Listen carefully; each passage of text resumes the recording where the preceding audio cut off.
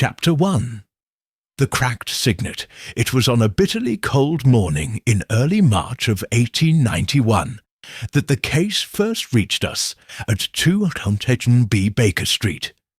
A morning so bleak and listless that even Holmes, usually invigorated by such sharp air, appeared sunk in apathy. He had spent the greater part of the day stretched languidly on the settee, a Persian slipper of tobacco by his elbow, his eyes half closed as he drew abstract notes from his violin with no particular melody or direction. He, for my part, had just returned from an early appointment with a patient near Euston Square when Mrs. Hudson announced that we had a visitor. The name on the card she handed me was a surprise. Mr. Alistair Braithwaite, secretary to the Earl of Davington Holmes, glanced up from his instrument with a faint hum of interest. "Davington," he mused, "that is a name not heard often outside of Whitehall corridors." "A peer of the realm?" I asked, studying the card. "More than that. The Davington line is one of the oldest extant titles in England, landed, reclusive, and, as I recall, more famous for their disdain of the press than any scandal in recent memory. This should be amusing." Moments later, Mr. Braithwaite was shown into the room. He was a thin, fastidious man in his early 40s, his hair carefully parted, his cuffs too starched for comfort. Nervousness radiated from him in subtle tremors, a flicker at the corner of the eye, a clench of the jaw between sentences. "I do apologize for the early call," he began, but Lord Davington insisted that discretion was paramount. He would have come himself, were it not for the delicacy of the matter. Holmes gestured toward the chair opposite him. "Do sit, Mr. Braithwaite, and tell us what so delicate a scandal requires the services of a consulting detective rather than the local constabulary." The secretary leaned forward. "There has been a theft, Mr. Holmes, or something resembling one, and a death." That piqued Holmes's interest. He sat up straighter. "A death, you say?" Braithwaite nodded grimly. "Last night, the steward of Davington Hall, Mr. Cyrus Maynard, was found dead in the estate's library. The windows were locked from the inside. The door, too. When they broke it open, he was slumped over the Earl's writing desk, a look of terror frozen on his face." Holmes steepled his fingers. "And the cause? No blood, no sign of injury. The physician suspects apoplexy. But what is curious, and why I come to you, is what he was holding." Holmes raised an eyebrow. "Do go on." Braithwaite withdrew a small parcel from his coat and unwrapped it with care. Inside lay a heavy gold signet ring, thick-banded and unmistakably old. But there was a flaw. A jagged crack ran cleanly down the signet itself, bisecting the carved coat of arms. "The Earl's own signet ring," Braithwaite explained. "A family heirloom passed down for 9 generations. It was last seen in a locked case in the drawing-room 2 days ago. It has never left the hall." Holmes took it between his fingers, tilting it toward the firelight. "Curious. The fracture is sharp, recent. Heat may have caused it, or pressure." Braithwaite nodded. "But how did it end up in Maynard's hand?" "The room was locked from within. No one entered or exited. There were no footsteps in the fresh snow outside the library window. And yet this ring, locked away in the drawing-room, ends up grasped in the hand of a man found dead with no visible wounds." Holmes gave a quiet, pleased hum. Ah, an impossible theft and an impossible death. Delightful. Braithwaite did not smile. The Earl demands utmost secrecy, Mr. Holmes. Davington Hall is, how shall I put it, a house unused to scandal. Holmes leaned back. One does not summon Sherlock Holmes to prevent scandal, Mr. Braithwaite. One calls me when it is already inevitable. The secretary blanched. Holmes stood, moving to the window. I presume the body has not yet been buried. No, Braithwaite said. The coroner will return tomorrow morning. It was all very sudden, too sudden. And the ring, did Maynard serve long? 26 years, Braithwaite said. He was trusted, loyal, the kind of man who kept everything running without drawing attention to himself. He was practically a fixture of the house. Holmes turned sharply. Then the fact that he died holding a cracked family signet is not merely odd. It is symbolic. Someone wished to send a message. And messages, Watson, are the beginning of all good mysteries. He returned the ring to its wrapping and handed it back to the secretary. We shall leave by the noon train, Holmes said. Tell Lord Davington to expect us by evening, and tell him, here Holmes paused, eyes glittering, that ghosts do not break signets, nor do locked doors conceal guilt. They merely delay its unveiling. Braithwaite left soon after, visibly relieved to have passed the burden. When the door closed behind him, I looked to Holmes. What do you make of it? Holmes's smile was faint but certain. An impossible object, a dead man behind a locked door, and a symbol of ancient power broken in half. It's not just a case, Watson. It's a confession. Someone at Davington Hall wishes the truth to be seen, but only by the right eyes. He turned to the fireplace and added a fresh coal. This, my dear friend, is no ordinary theft. It is a reckoning. Would you like me to continue directly with Chapter 2, Holmes and Watson's first discussion? We'll deepen the intrigue, introduce the journey to Davington Hall, and begin to shape the atmosphere and emerging theories. Chapter 2. The Man Behind the Signet. We departed London just after noon, bound for Hampshire, aboard the 1:05 train from Waterloo. The journey was quiet, save for the rhythmic clatter of the rails and the occasional hiss of steam against the carriage windows. Holmes remained absorbed in thought, the crack of the signet clearly still echoing in his mind.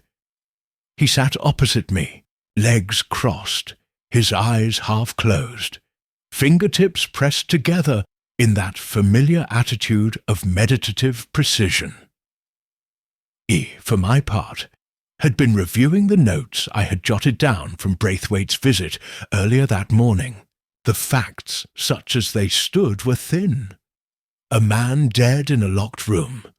No wound, no disturbance. And in his hand, a ring, fractured and storied. It wasn't the first time we had encountered a sealed-room death, but rarely had it been paired with such symbolic weight. It was, I suspected, less about the ring and more about what it represented. Holmes, I said at last, do you believe the steward, this Maynard, was murdered? Holmes opened his eyes. Most assuredly. The question is not whether he died naturally, but how it was made to appear natural. It is the illusion that intrigues me. And the locked room, merely part of the performance, a classic constraint, useful for deterring suspicion and delaying discovery. He uncrossed his legs and leaned forward. Consider, Watson, Maynard was not just a servant. 26 years in service. Such men become invisible, indispensable, and yet deeply dangerous to those with secrets. He would have known the daily rhythms of the house, its petty quarrels, its inheritances and indiscretions. You believe he was silenced? Or silenced himself, in the grander sense? We must not yet presume motive. But a man does not die, clutching a cracked ring, the very emblem of Davington power, by accident. Someone wanted that image found. He lapsed into silence once more, as the countryside rolled past our window in pale green and winter grey. I studied his face, as I so often did in these moments of transition, noting the quiet fire behind his expression, the way he looked not at the world, but through it. By late afternoon, we arrived at the small station of Ellingford-on-Stow, a sleepy village tucked between the moors and the river. A carriage awaited us, a black brougham emblazoned with the Davington crest, a silver lion clutching a broken sword. "That," Holmes said as we stepped into the snow-dusted road, "is the first honest emblem I've seen all day." The ride to Davington Hall took just under 30 minutes, the narrow country lanes winding past bare trees and frost-covered fields. The hall itself appeared at last between two lines of yew, an austere stone estate, its towers squared and its windows narrow, more fortress than home. As we approached, Holmes studied the façade closely. "Do you observe, Watson, that none of the ground-floor windows have shutters?" I looked. "Now that you mention it, yes. Odd for a house of this age. Indeed, either the family is less concerned with privacy than most, or the threat they fear is already within." The front doors opened before we reached them. A tall man in his 70s, dressed in a charcoal tailcoat and morning cravat, stood at the threshold. "Lord Davington," Holmes said, removing his hat with a slight bow. The man inclined his head. "Mr. Holmes, Dr. Watson, I am grateful for your discretion." His voice was dry, polished, like a man accustomed to commanding respect without effort. "You've had a death in your household, my lord," Holmes said. "Discretion is your right. Truth, however, is my concern." The Earl gave no visible reaction, but stepped aside to let us in. The hall was cavernous, stone-flagged, cold, and lined with ancestral portraits. I caught sight of a few family faces, glowering down from their frames, generations of Davingtons, each with a look of private authority and public indifference. We were led directly to the library. The room was grand, shelved high with books, its hearth still warm from a recent fire. A heavy oak desk stood at the centre, papers neatly arrayed. A faint outline on the rug behind it marked where the steward's body had been discovered.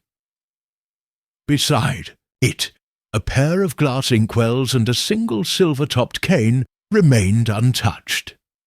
"I had the body moved to the chapel crypt," said the Earl. "He will be buried in 2 days." "May I examine the desk?" Holmes asked. "Of course."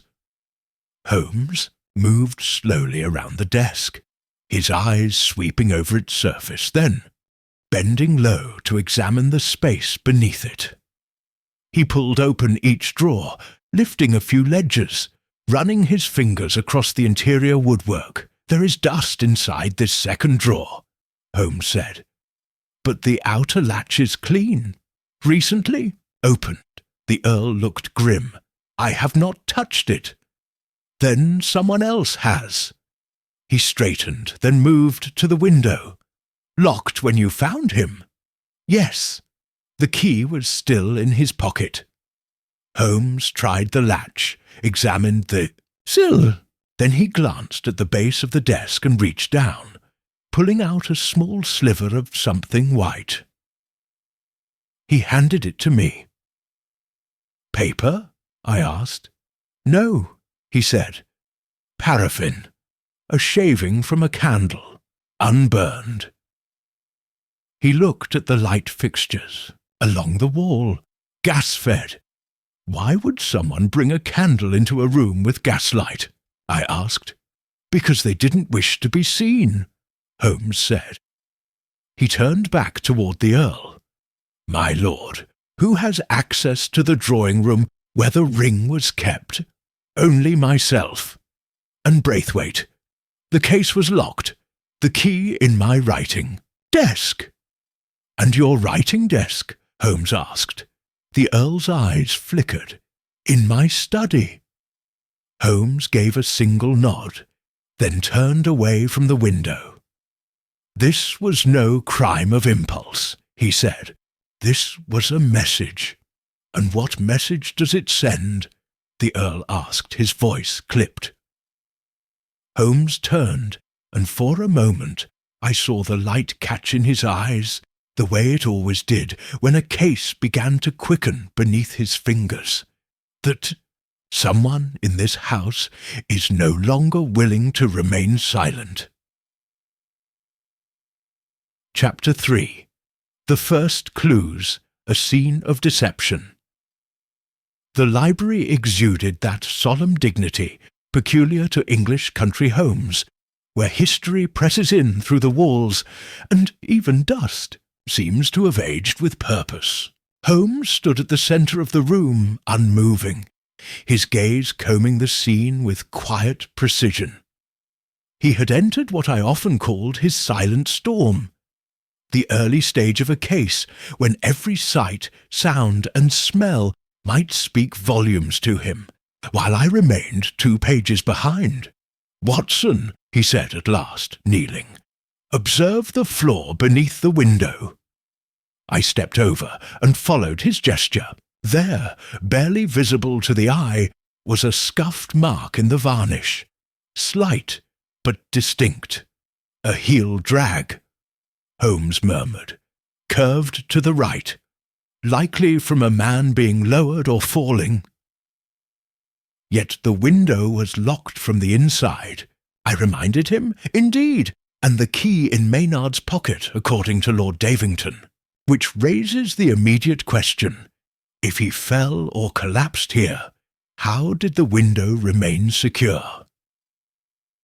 Holmes moved to the desk next, examining the top layer, papers neatly stacked, ledgers aligned at perfect angles. A single sheet lay out of place, tucked partially beneath the blotter. He slid it free, frowning. It was a letter, or rather, the beginning of one. "My lord, I regret that I must place this burden upon you, but there are matters which cannot remain hidden any longer." The go. Ink trailed off. "No signature," Holmes noted.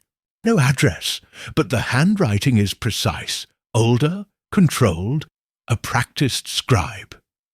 "Maynard?" I asked. "Possibly, though we'll require samples. Still, it suggests he was in the act of writing when, whatever befell him, interrupted." "Replace the letter with care. Watson, do you notice anything curious about this room?" I glanced around. "It's remarkably tidy. Even the shelves are ordered." "Exactly," Holmes said. "Too tidy, especially for a man recently deceased. A library used as both study and sanctuary tends to accumulate disorder. But here, everything has been cleaned, wiped. I would wager even the hearth was recently swept." I stooped near the fireplace, brushing ash with the back of my hand. "There's little soot. It's been used, certainly, but not heavily." "Because someone prepared this room before Maynard was found," Holmes said. "They removed anything that might speak too plainly." He rose and moved to the far wall, where a tall bookcase stood flanked by 2 narrow sconces. A glass case sat atop a side table beside it, locked and empty. Holmes gestured toward it. The ring once rested there. Lord Davington nodded from the threshold, where he had been silently observing us. It had remained undisturbed for years. And the key to this case? In my study drawer. And who, besides you, knew of its location? The Earl hesitated. My secretary, Braithwaite, and Maynard, of course. Holmes gave a small nod. We shall need to see that drawer next. The Earl led us down the corridor and into a room of darker aspect. A wood-panelled study filled with leather-bound folios, a narrow writing desk, and a faint scent of tobacco and old varnish. Holmes moved directly to the desk, opening the central drawer. Inside, alongside correspondence and wax seals, lay a brass key with a curled handle. "Untouched?" Holmes asked. "As far as I know, I haven't opened this drawer since the steward's death." Holmes held the key delicately, then returned it. "Braithwaite, how long has he served you?" 7 years, the Earl replied. "A man of refinement and discretion." "Indeed," Holmes murmured, "a man capable of making himself invisible." As we returned to the main hall, Holmes requested to speak with the household staff. They were gathered in the servants' corridor shortly thereafter. 5 in total. 2 housemaids, a footman, a kitchen hand, and a woman identified as Mrs. Crowthorne, the housekeeper. Holmes addressed them with quiet courtesy. "I won't detain you long. I simply ask you to recall anything unusual from the evening before Mr. Maynard was found. Unusual guests, footsteps at odd hours, anything misplaced." The housemaids exchanged nervous glances, but it was the footman, a young man named Wilkes, who stepped forward. "Begging your pardon, sir, I did see someone. Not last night, but the evening before." "Go on," Holmes said. "I was returning. The silver from dinner. Took the long hall, past the drawing-room. Thought I heard voices, low, like arguing." "And did you see anyone?" "I only saw a shadow, sir. Someone leaving the drawing-room. Didn't see the face. But they were carrying something. Could have been a book or a case." "Did you mention this to anyone?" "No, sir. I didn't think it mattered until this morning." Holmes offered a small smile. "You were wise to speak now. Truth has a habit of clinging to shadows, especially in corridors such as these." As the staff were dismissed, I leaned toward Holmes. "You think the ring was removed that night?" "I do," he said, "and not in a rush. Whoever took it knew where it was and how to unlock the case without raising suspicion. That narrows our list of suspects considerably." "And what of Maynard? Why write a letter at all?" Holmes was silent a moment, then said, "Because he had reached the end of a choice. Either expose what he knew or remain complicit. I suspect he chose the former." "And paid for it," Holmes nodded. "The ring was not simply a symbol of inheritance, Watson. It was a seal, a silent witness to whatever secret had taken root at Davington Hall. And someone feared what that witness might reveal." He turned and walked slowly toward the grand staircase, his voice echoing softly down the corridor. "The crime began not with a theft or a death, but with a promise. And promises, once broken, do not go quietly. Word. Count. I've 1 on 202. Would you like me to proceed with Chapter 4, the gathering of suspects next? In that chapter, Holmes begins formally identifying and interacting with the main players, each layered, flawed, and guarding their own secrets. Chapter 4. The Gathering of Suspects.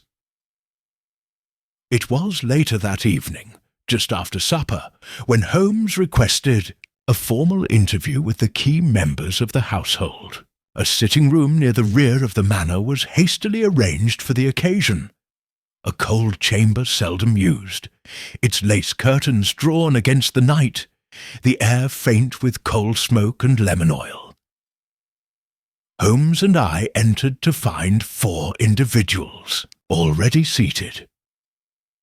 At the far end of the room sat Mr. Alistair Braithwaite, the secretary whose nervous disposition we had first encountered in Baker Street. Tonight he looked markedly more strained, his thin hands wringing a handkerchief with unconscious urgency. Next to him, in stark contrast, was Miss Juliana Ashcroft, Lord Davington's niece. Tall, composed, and possessed of a face more intelligent than beautiful, she carried herself with a stillness that suggested either self-possession or quiet disdain. She met Holmes's eyes without flinching. Beside her sat Captain Henry Allard, a former military man, and, as we had learned earlier from Lord Davington, a long-time family friend who had been visiting the estate intermittently over the past 2 months. Square-jawed, moustached, and sun-browned, Allard had the look of a man better suited to open skies than drawing-rooms. He tapped a gloved finger on the chair-arm, as if counting the seconds until we were done. Lastly, in a chair, a slight distance from the rest, sat Mrs. Eleanor Maynard, widow of the deceased steward. She was a small woman in her early 50s, dressed in a modest black gown, her gloved hands folded on her lap. Her eyes, rimmed red from tears, remained dry and alert as Holmes entered. There was a quiet strength about her that gave the room a sense of weight. Holmes inclined his head courteously and remained standing. "Thank you all for agreeing to this brief discussion. I believe you each understand why we are here." No one replied, though Braithwaite gave a stiff nod. "The circumstances of Mr. Cyrus Maynard's death are not yet clear," Holmes continued. "I do not propose to accuse, only to understand. To do so, I must ask each of you to account for your movements on the evening prior to the discovery." He turned first to Captain Allard. "Let us begin with you, sir. Where were you between 10 and midnight the night before last?" Allard didn't flinch. "In the smoking room with Lord Davington. He'll vouch for that. We'd had brandy after dinner and were discussing some matters of land fencing." Holmes glanced to me, and I noted the time down. "Did you leave the room at any point?" "Only to retrieve a map from my valise. Took me no more than 5 minutes." And Braithwaite passed me in the hall. Holmes turned. "Mr. Braithwaite?" The secretary blinked. "Yes. I was returning from the drawing-room. I'd gone to check Lord Davington's correspondence tray, as I do nightly." "Did you notice anything unusual?" No. The case containing the signet ring appeared as it always does. Locked. Dustless." Holmes gave the faintest of smiles. "Dustless?" Braithwaite flushed. "I mean to say, it is always maintained." "Of course." Holmes turned now to Juliana Ashcroft. "Miss Ashcroft, you reside here with your uncle?" "I do," she said evenly, "though I spend most of my time in the London house. May I ask what brought you to Davington this season?" "Health," she said, "and discretion." "Discretion?" Her eyes sharpened. "London has its Distractions. I preferred solitude. Holmes allowed the moment to pass. And on the night in question, I was in my uncle's library for some time, reviewing documents from my late father's estate. I believe Mrs. Maynard passed the door at some point. Afterward, I retired early. My maid will confirm it. Holmes turned at last to the widow. Mrs. Maynard, I know this is difficult, but anything you can recall may assist us. Her voice, when it came, was low but steady. I had just come from the chapel when I passed Miss Ashcroft's door. I went to the west corridor to return the linen key to the cupboard. That is all. No interaction with your husband that evening? She hesitated. We had not spoken at length for 2 days. There was tension between us. Holmes did not pry, but I could see from the slight tightening of his jaw that this thread would not be left untouched for long. Did he share with you any concern, any fear? Only silence, she said, which, for him, was louder than shouting. Holmes turned and paced the length of the room. You are each aware that the ring was removed from its case prior to Maynard's death. We now believe it was taken on the evening in question, perhaps even as you moved through the halls. He paused. Consider this. A man dies in a locked room. A symbol of power, fractured, is found in his hand. His last unfinished letter begins with regret. What, then, is missing? No one answered. The fire crackled. Holmes stepped toward the hearth and turned, intent. Who stood to benefit from what Maynard might have revealed? Or from ensuring he revealed nothing at all? He walked slowly past each face. A man with knowledge can be silenced, but a symbol, such as a ring, can speak long after breath fails. Braithwaite shifted uneasily. Allard crossed his arms. Juliana's fingers tightened just slightly on the arm of her chair. And Eleanor Maynard, still as stone, gazed ahead, without blinking. Holmes nodded, satisfied. I thank you for your time. As the group began to rise and file out, Holmes touched my shoulder and whispered, Did you see it? See what? He smiled. Exactly. When the room had emptied, Holmes returned to the hearth and picked up the poker, tapping it gently against the fender. There is a game being played here, Watson, and each piece knows it is on the board, some more comfortably than others. He stared into the fire for a long moment, then turned to me. One of them knows why Maynard died, another suspects it, and a third fears it's only a matter of time before the rest find out. And which is which? I asked. Holmes gave a faint smile. That, my friend, is what we shall uncover.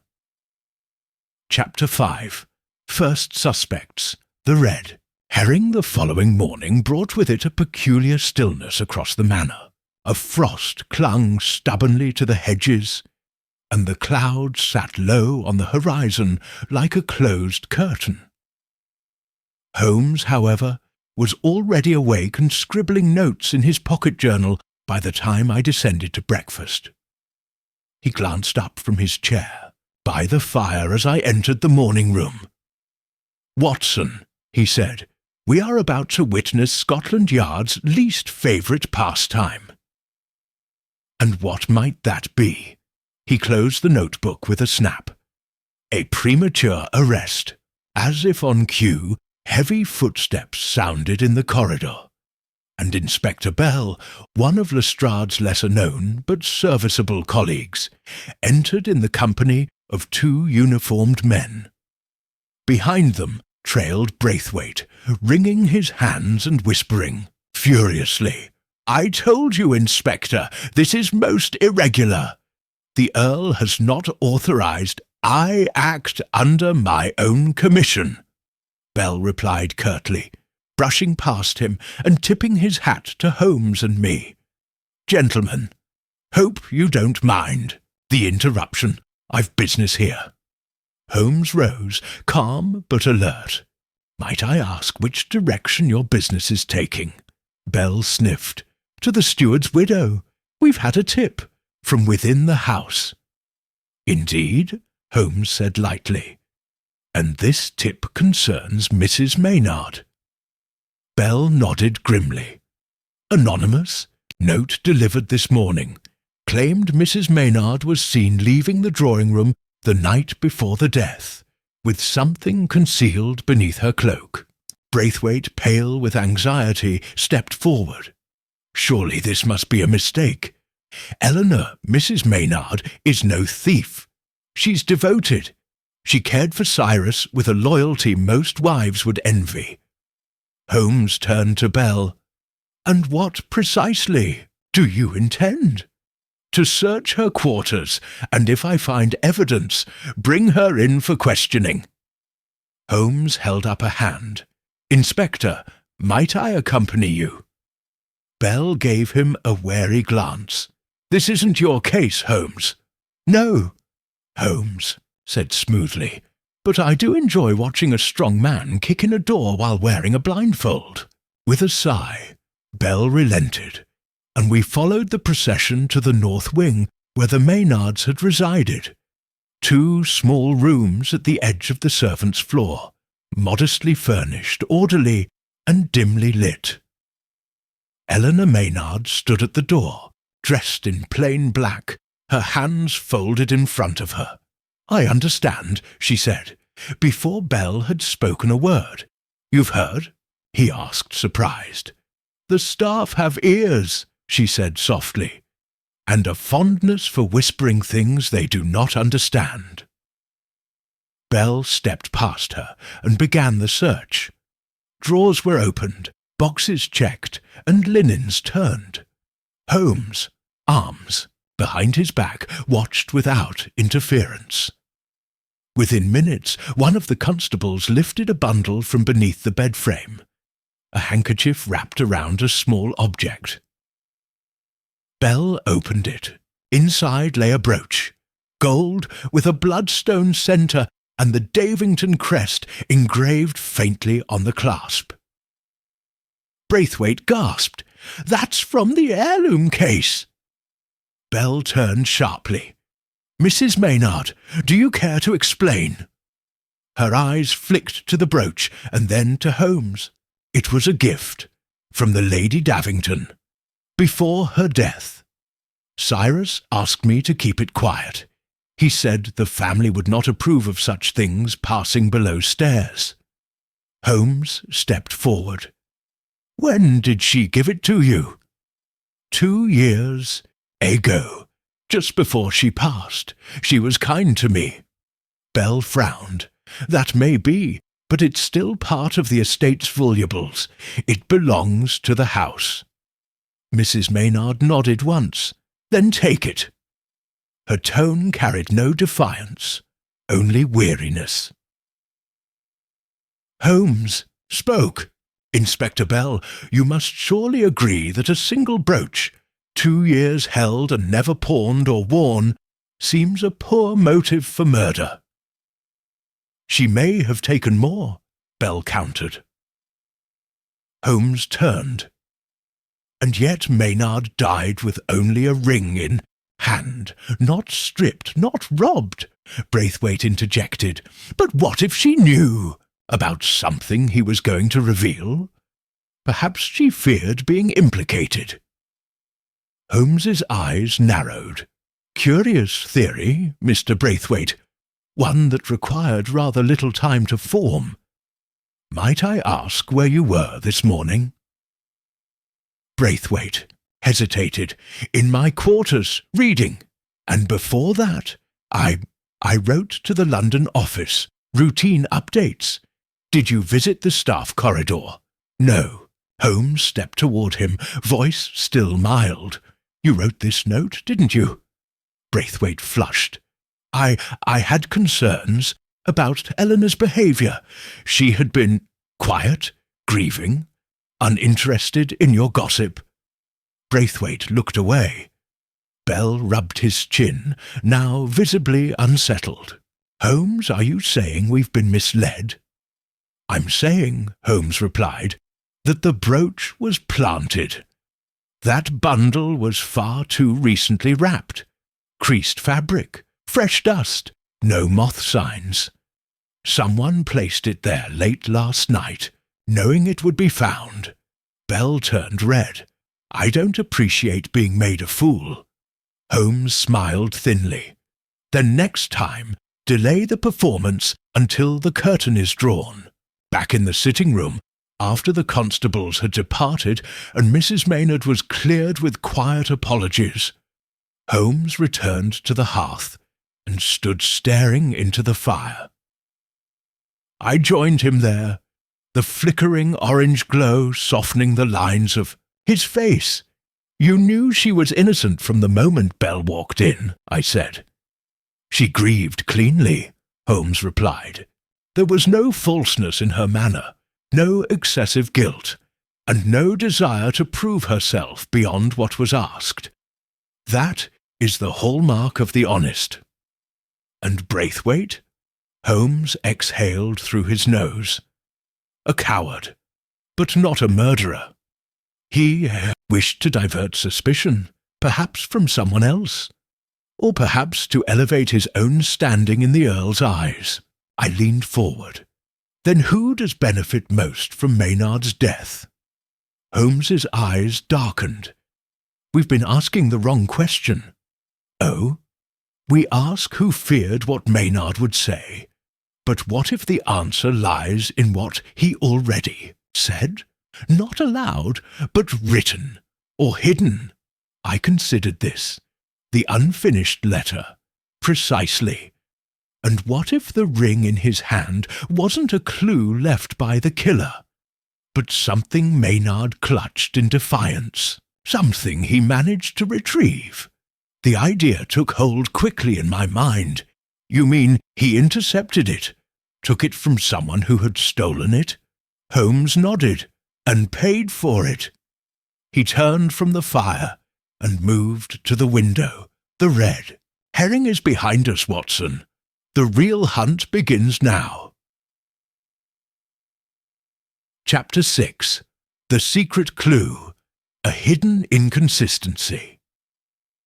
The following morning was one of those brittle March days, when the sky remained white and sullen, casting no shadow and offering no warmth. Holmes and I took breakfast in a side chamber overlooking the east lawn, a place so quiet it seemed carved out of time. The tea had gone cold.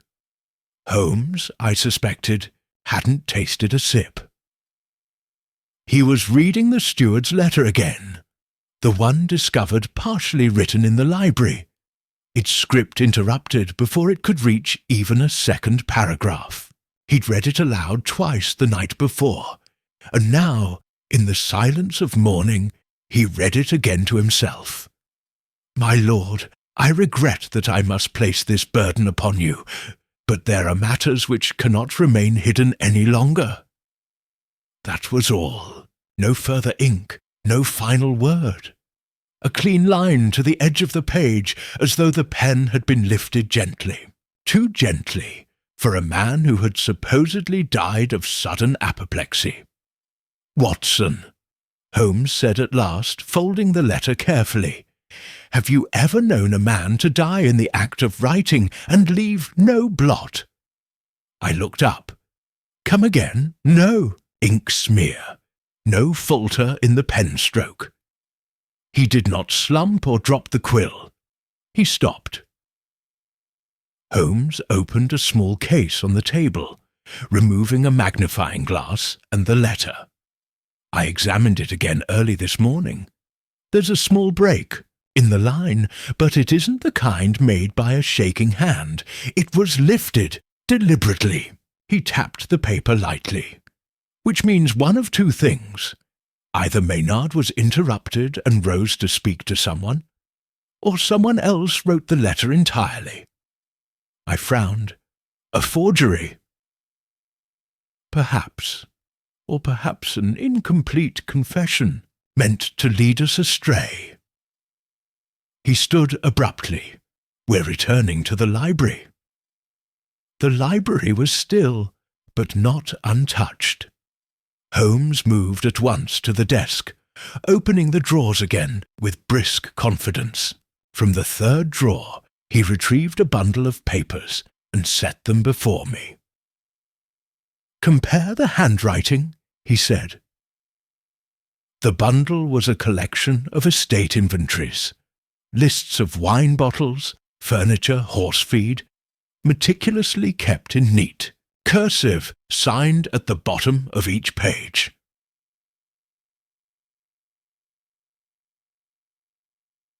See, Maynard, I compared the strokes, the slant of the hand, the habit of leaving a long tail on the letter Y.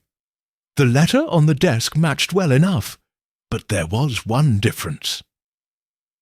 "The signature is missing," I said. Holmes nodded, and more importantly, the final D in burden. "See here, it curls upward, but Maynard always curled his D downward. Every time. A small thing, minuscule. But to Holmes, such things were telling." "Someone imitated his hand," he said, "and did it well, but not perfectly." I turned to him. "But why forge an unfinished letter? Why not a full confession? Because, Watson," Holmes said quietly, "a full confession could be verified. This was designed to hint, to mislead without claiming. It implicates nothing concrete, but suggests everything. It is the work of someone who wishes to muddy the water, not clarify it." He straightened suddenly. "Come, there's another detail I must confirm." We proceeded down the west wing to the late steward's quarters. Mrs. Maynard had not returned, to them since the prior morning, and the chamber remained untouched, neat, sparse, and strangely heavy with absence. Holmes made directly for the writing desk and pulled the drawer free. "What are you looking for?" I asked. "Ink," he said, "and paper." Within moments he had removed a stack of cream stationery, identical to the letter on the desk, and 2 dried-up bottles of black ink. "Watson," he said, holding them up, "note the colour." I looked. A deep black. Indeed, but the letter we found in the library. He pulled it from his coat pocket, laying it flat under the light from the small window. "This ink is brown-black. Older, thinned, different source. So it wasn't written here," I said. "No," Holmes confirmed. "It was written elsewhere and placed there, part of a carefully orchestrated tableau." He moved now with a speed that suggested a shift in his internal calculation. Some thread had tugged, and the pattern was changing. I followed him down to the drawing-room, where the case that once held the Davington signet ring still stood, its glass panel pristine, its small brass keyhole glinting in the grey morning light. Holmes bent low and examined the latch. "There is a tiny scratch," he murmured, "on the inside of the catch. Someone forced this, expertly, but not without a trace." He stood and turned. "Watson, what does this tell you?" I shook my head. Only that someone skilled wished us to think the ring had never been disturbed. Holmes's expression sharpened. "Exactly. The lock was picked, not opened with the Earl's key. which means the thief was not Lord Davington, nor his secretary. He turned toward the corridor, pacing. We must shift our frame. This is not a story of inheritance, Watson. It is a story of access. Who could move freely through these halls? Who could pass unnoticed? Who knew the steward's habits, the case's lock, the family's weaknesses? I thought for a long moment. The housekeeper? Holmes nodded. Mrs. Crowthorne. She has yet to be questioned. She has been here longer than any of the others, perhaps longer than even Maynard. She has keys to every door, passes in and out of rooms without a second glance, and knows where dust is disturbed and when. You suspect her. I suspect opportunity. Motive remains to be seen. He moved toward the bell rope and gave it a gentle tug. I have asked her to join us here, Watson. Watch her hands. Watch her voice. A moment later, the door opened. Mrs. Crowthorne entered, composed as ever, her grey hair bound in a tight coil, her apron spotless. You rang, Mr. Holmes? I did. Please, do join us. She hesitated, then crossed to the empty chair near the hearth. Holmes offered her a mild smile. Forgive the intrusion. I only wonder if you recall anything unusual about the drawing-room in the past week. Her hands folded.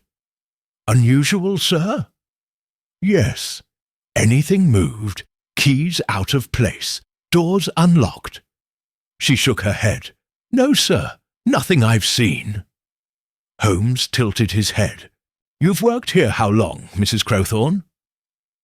32 years. Longer than Maynard. Yes. You knew him well. As well as anyone, she said. He kept to himself, but he was proud of his post. He knew everything that passed through these walls. Holmes's eyes narrowed. And perhaps too much? Her fingers tightened slightly. I wouldn't know, sir. Holmes gave her a courteous nod. That will be all. She stood and left the room, closing the door gently behind her. I turned to Holmes. Well? She lied, he said simply. You're sure? She said Maynard was proud, but she never looked at the case that once held the ring. A woman in her position, her pride, would have glanced at the one object now tied to scandal. But she didn't, because she already knew it was gone. I exhaled. Then she's the killer? Holmes shook his head. No, she's a gatekeeper.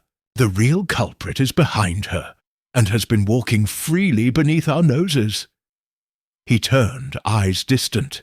And now, Watson, we must catch a ghost in daylight.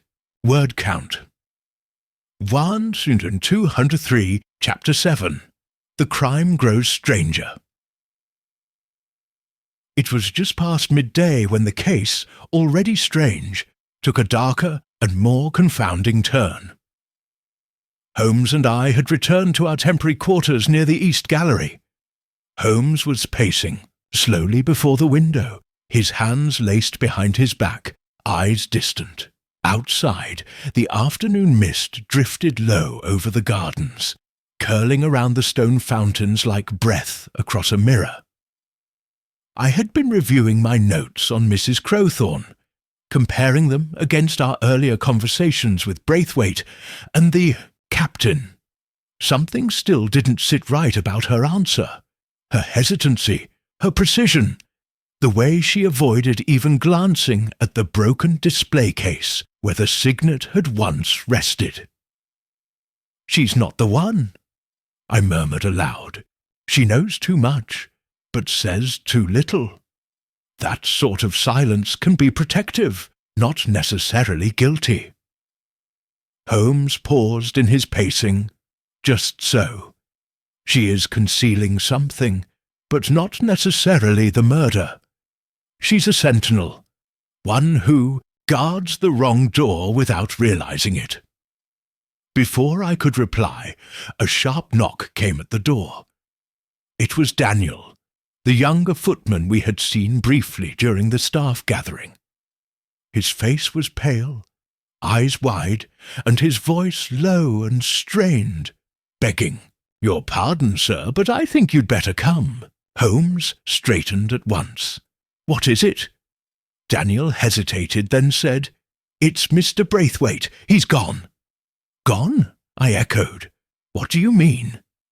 "His room's empty, bed untouched, window open, and this was left on his desk."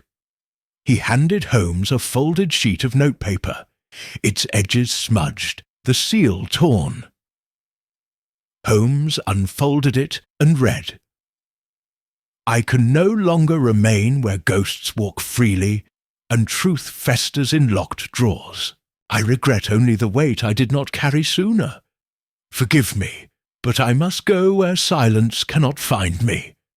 There was no signature.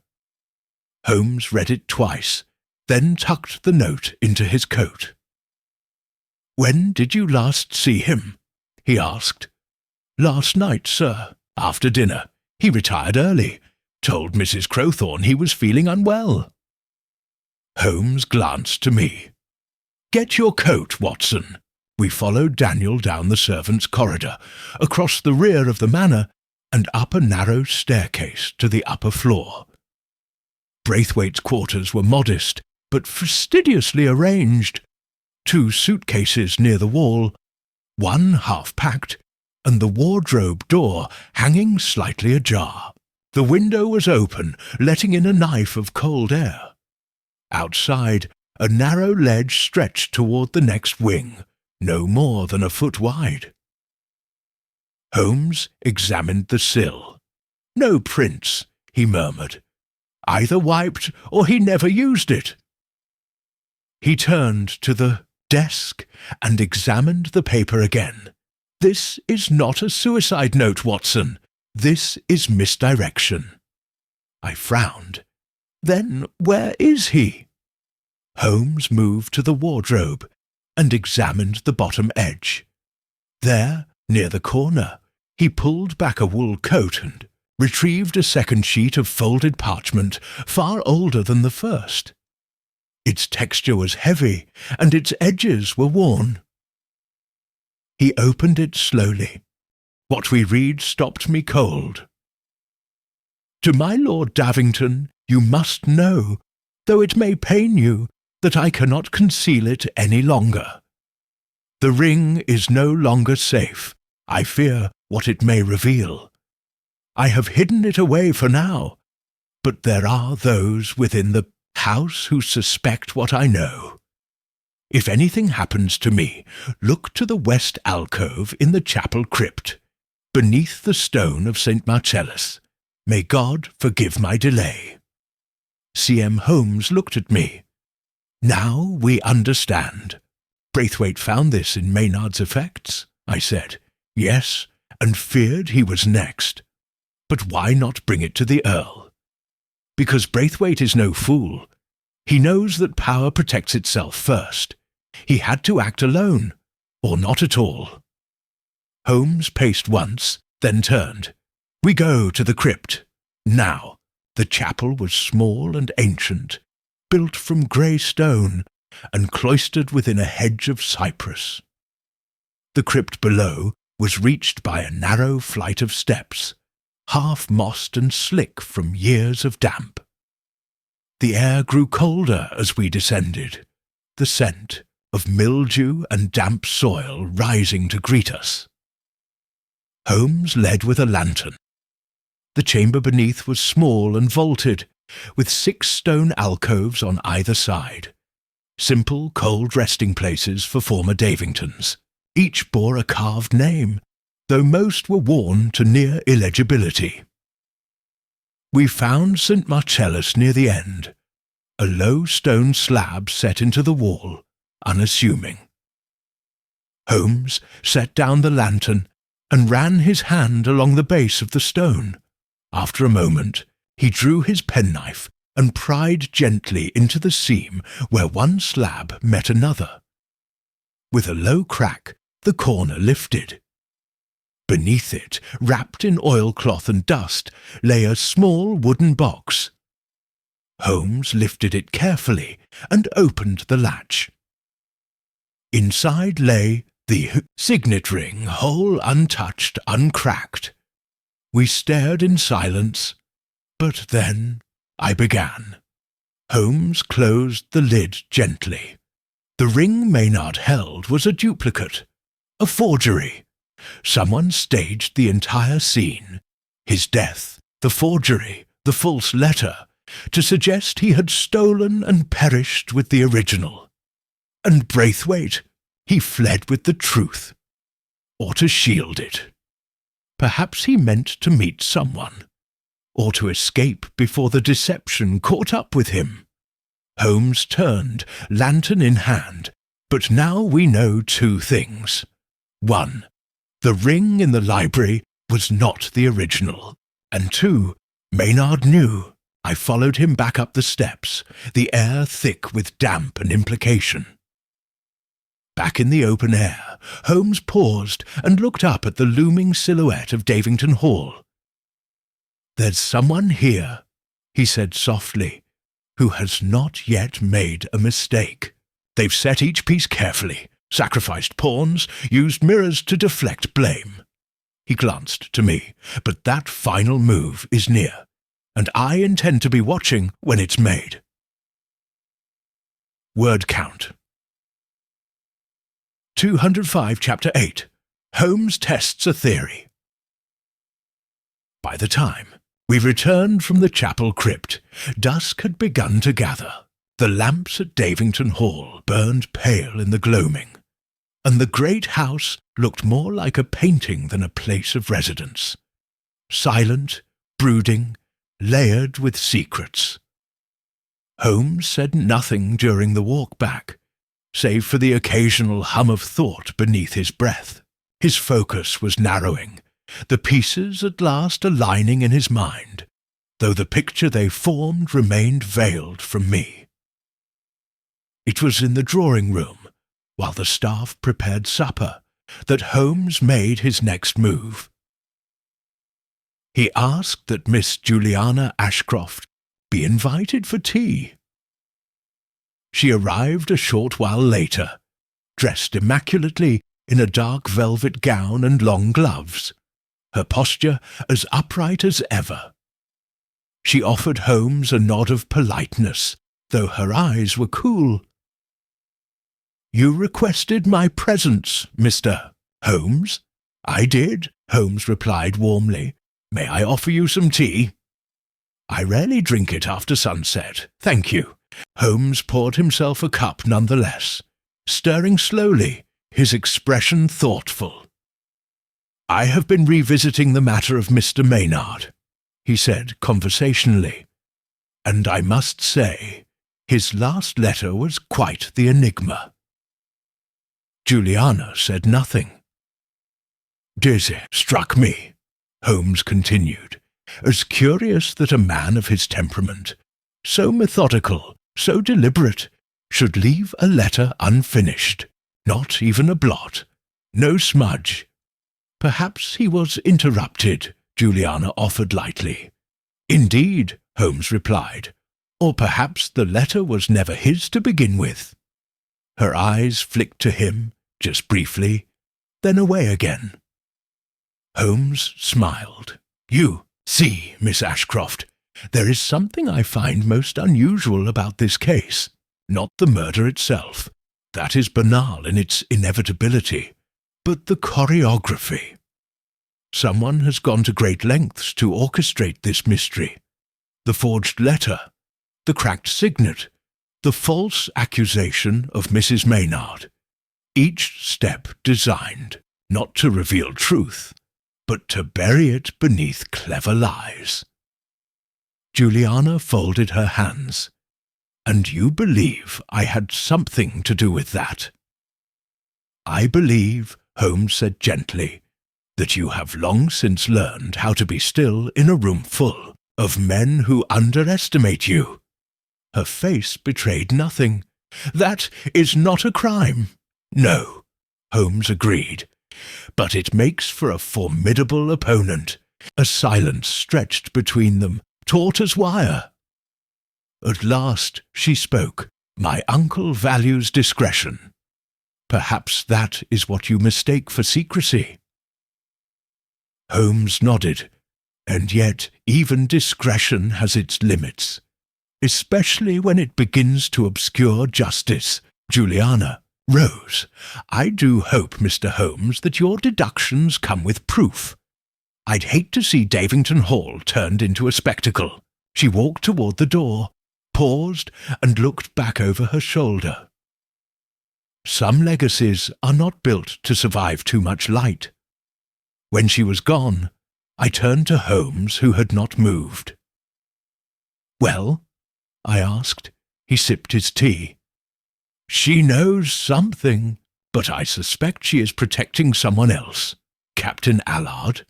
Holmes set down his cup. "Or Lord Davington himself. There is a history between them, that much is clear. Her loyalty may be inconvenient, but it is not in itself criminal. And Braithwaite?" Holmes stood. "We must find him." That evening, Holmes sent telegrams to nearby stations, coaching inns and posting depots. If Braithwaite had fled, he would need passage, likely by horse or cart, perhaps to a nearby village with rail access. While we waited, Holmes took his campaign one step further. The next morning, he invited Captain Henry Allard for a walk through the estate's old stables. Allard arrived with boots muddied and gloves tucked beneath his arm. He seemed, on the surface, unbothered. Holmes led him out into the grey light of morning, past the west wing, toward the frost-etched stables and old stone walls, where ivy clung and wind whispered through cracks. "Tell me, Captain," Holmes said as they walked, "were you close with Maynard?" "Not especially," Allard replied. "He was a quiet sort, knew his place. And yet I am told you dined with him occasionally." "Once or twice," the captain said. "He had a head for old maps. We talked about terrain. Useless now, of course." Holmes nodded absently. "Did he ever speak of family?" "Not to me. No secrets, then." Allard gave a short laugh. "Everyone in this house has secrets, Holmes, even the footman." "Indeed, and some secrets wear uniforms." At that, Allard's gaze sharpened. "Was that meant for me?" "Shh, if it fits," Holmes said mildly. They had reached the old well behind the stables now, and Holmes paused to look down into the black circle of its opening. "You served in India, I believe?" "I did." "And returned home 2 years ago?" "Yes." Holmes looked at him. "And yet you've spent nearly every winter here at Davington since." Allard shrugged. "The Earl has always been good to me, offered me refuge after service.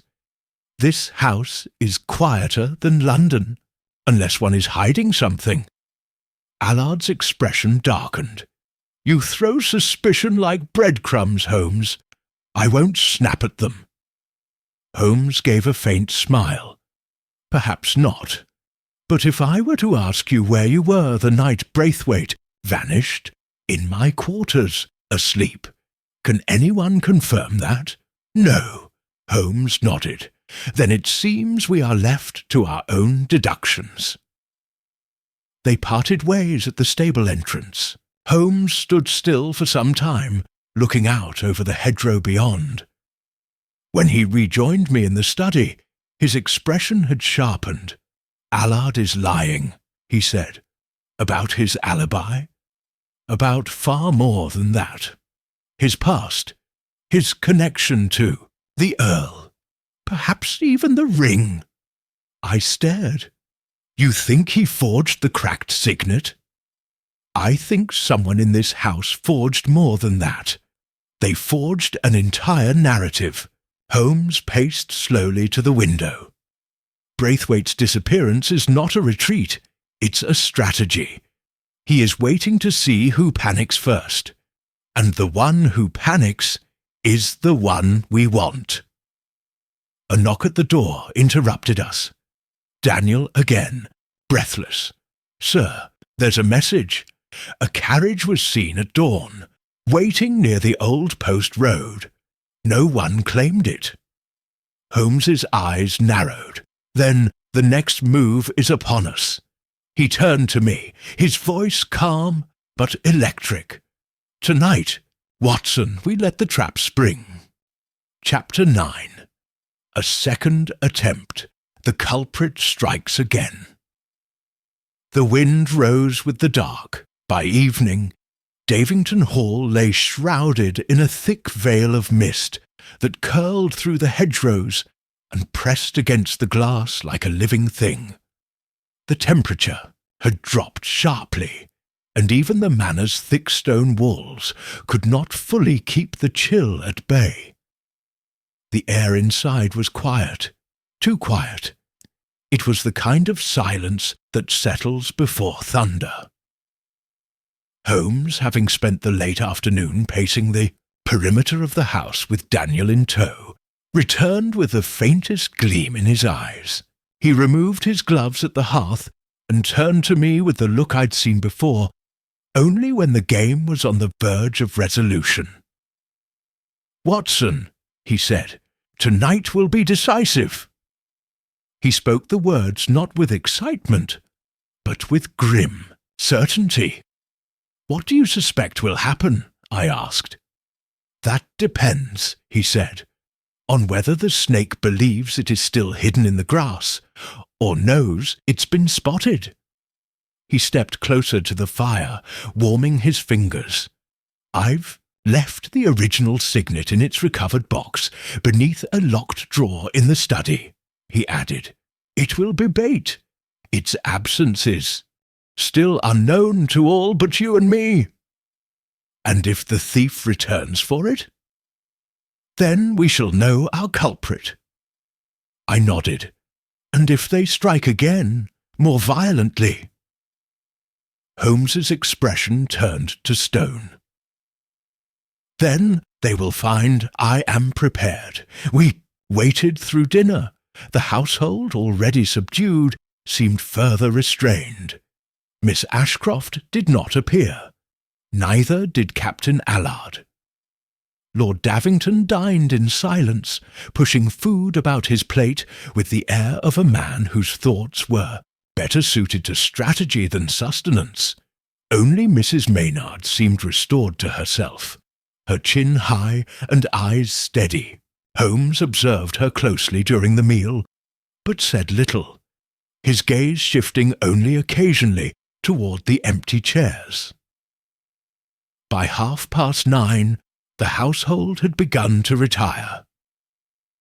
I sat in a shadowed corner of the study, a revolver in my coat pocket, while Holmes positioned himself in the chair opposite the desk.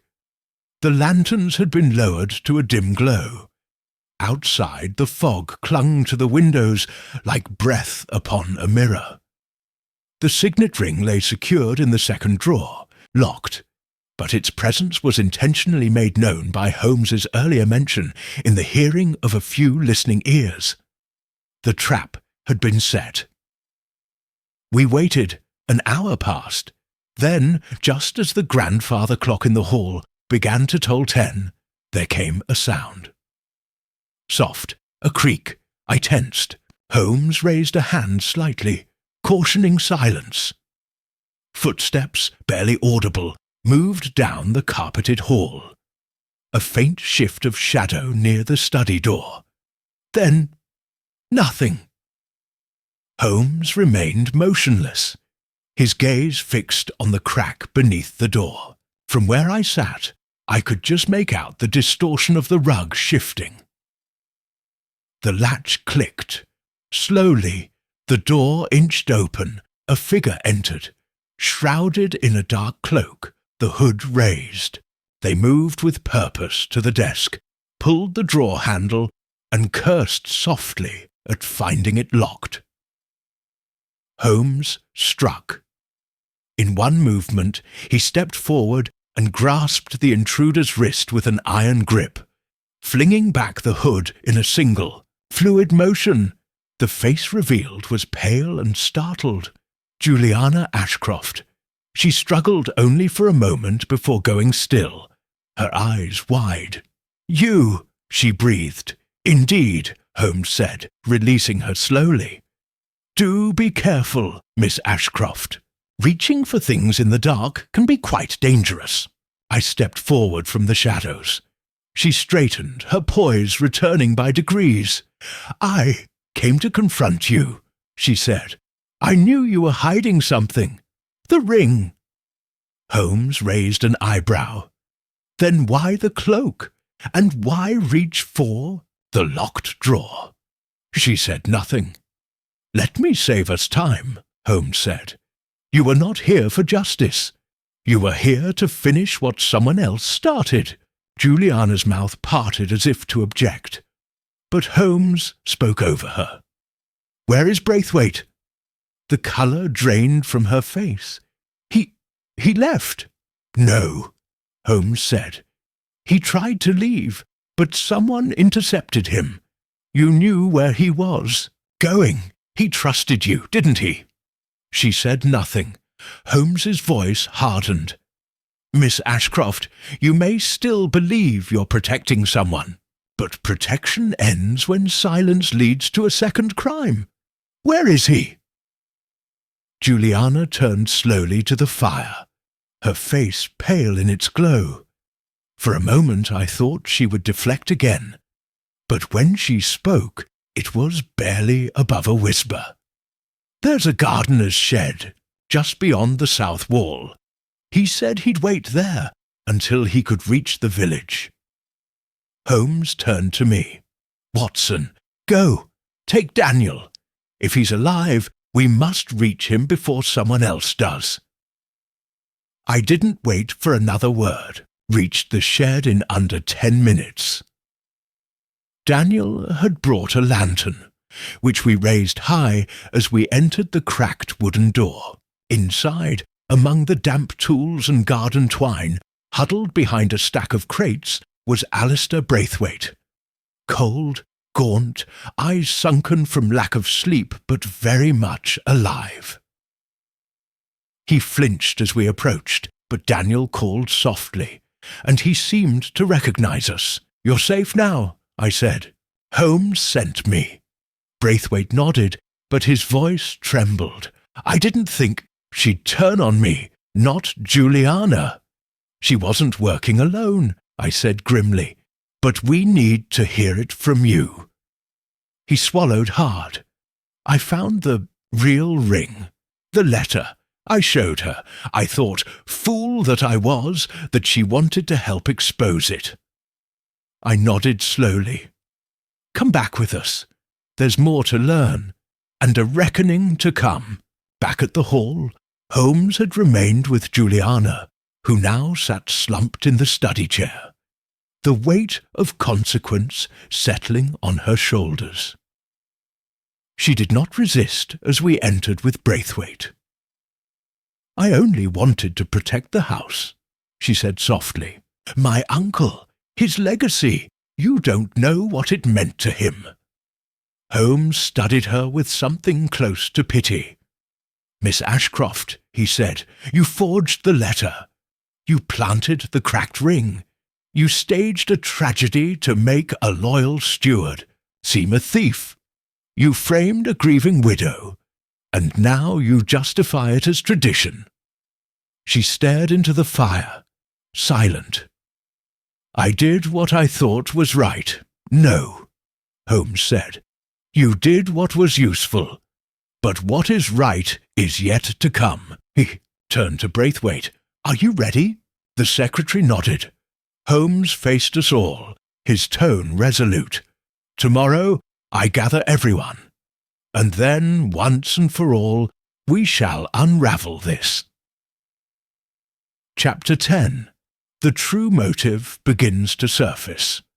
Morning came over Davington Hall with a kind of solemn clarity. The fog had lifted, replaced by a pale winter sunlight that illuminated the frost-rimed gardens and cast long, unwavering shadows across the west lawn.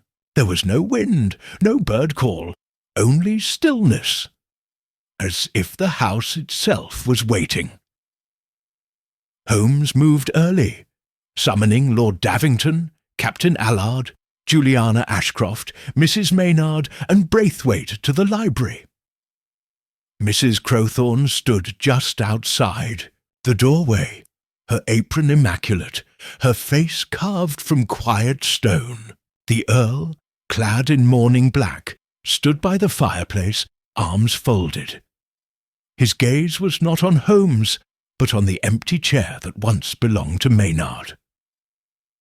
Holmes remained standing, hands behind his back, the light from the tall windows tracing sharp lines across the floor.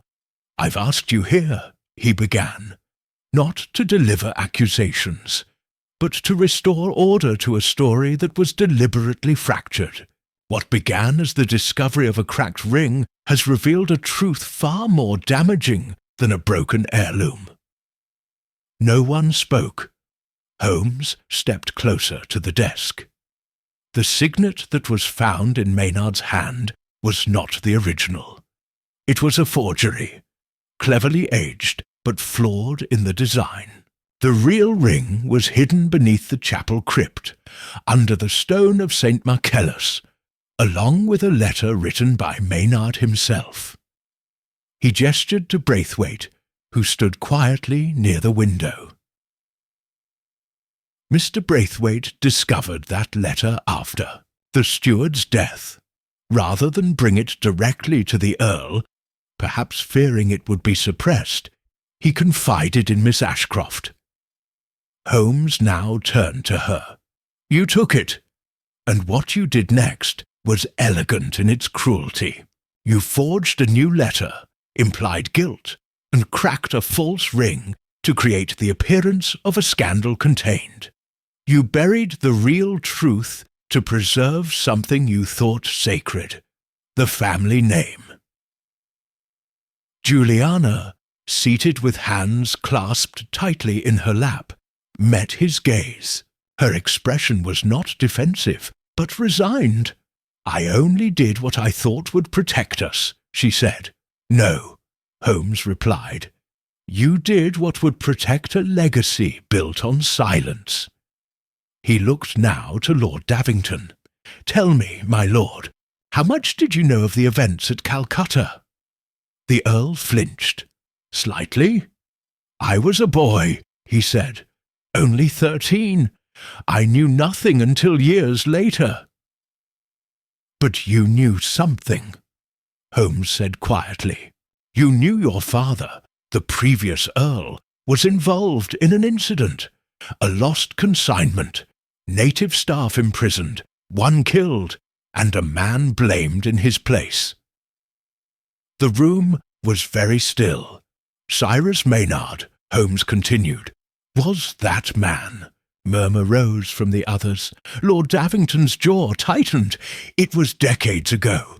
The record was sealed. "Yes," Holmes said, "sealed by influence and fear, but not erased." He turned to Braithwaite.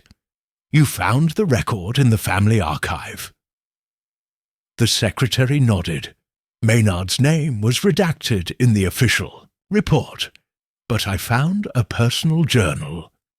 The old Earl wrote that Cyrus had agreed to take the blame in exchange for silence, a pension, a permanent place at Davington, and protection for his wife." Holmes nodded, and over the years Maynard became not just a steward, but the keeper of a very dangerous truth. A truth the next generation would rather he take to his grave. Captain Allard now stepped forward, arms folded. "Why now?" Why did Maynard choose to speak after all these years? Holmes answered without hesitation. Because you forced his hand. Allard's eyes narrowed. I beg your pardon? Holmes took a step toward him. You were in Calcutta too, weren't you, Captain? Records show you served briefly under the East India Company during the same year the scandal broke. You were part of the quartermaster's unit, the one that handled the consignment in question. Allard's mouth opened, then closed again. You recognized Maynard when you arrived here, Holmes said, and he recognized you. You both knew the truth, shared it, but unlike him, you had no desire to see it made public. Holmes turned to the others. Maynard planned to leave a final letter for Lord Davington, a confession of sorts, not to accuse but to cleanse. But he never finished it, because someone stopped him. Juliana's voice, tight with emotion, cut in. He never intended to shame the family, only to clear his name. Holmes turned gently. And you couldn't bear the stain that might leave. Silence fell over the room. The Earl remained quiet, eyes fixed on the hearth. Finally he spoke. I did not ask for any of this. I inherited a name, not a crime.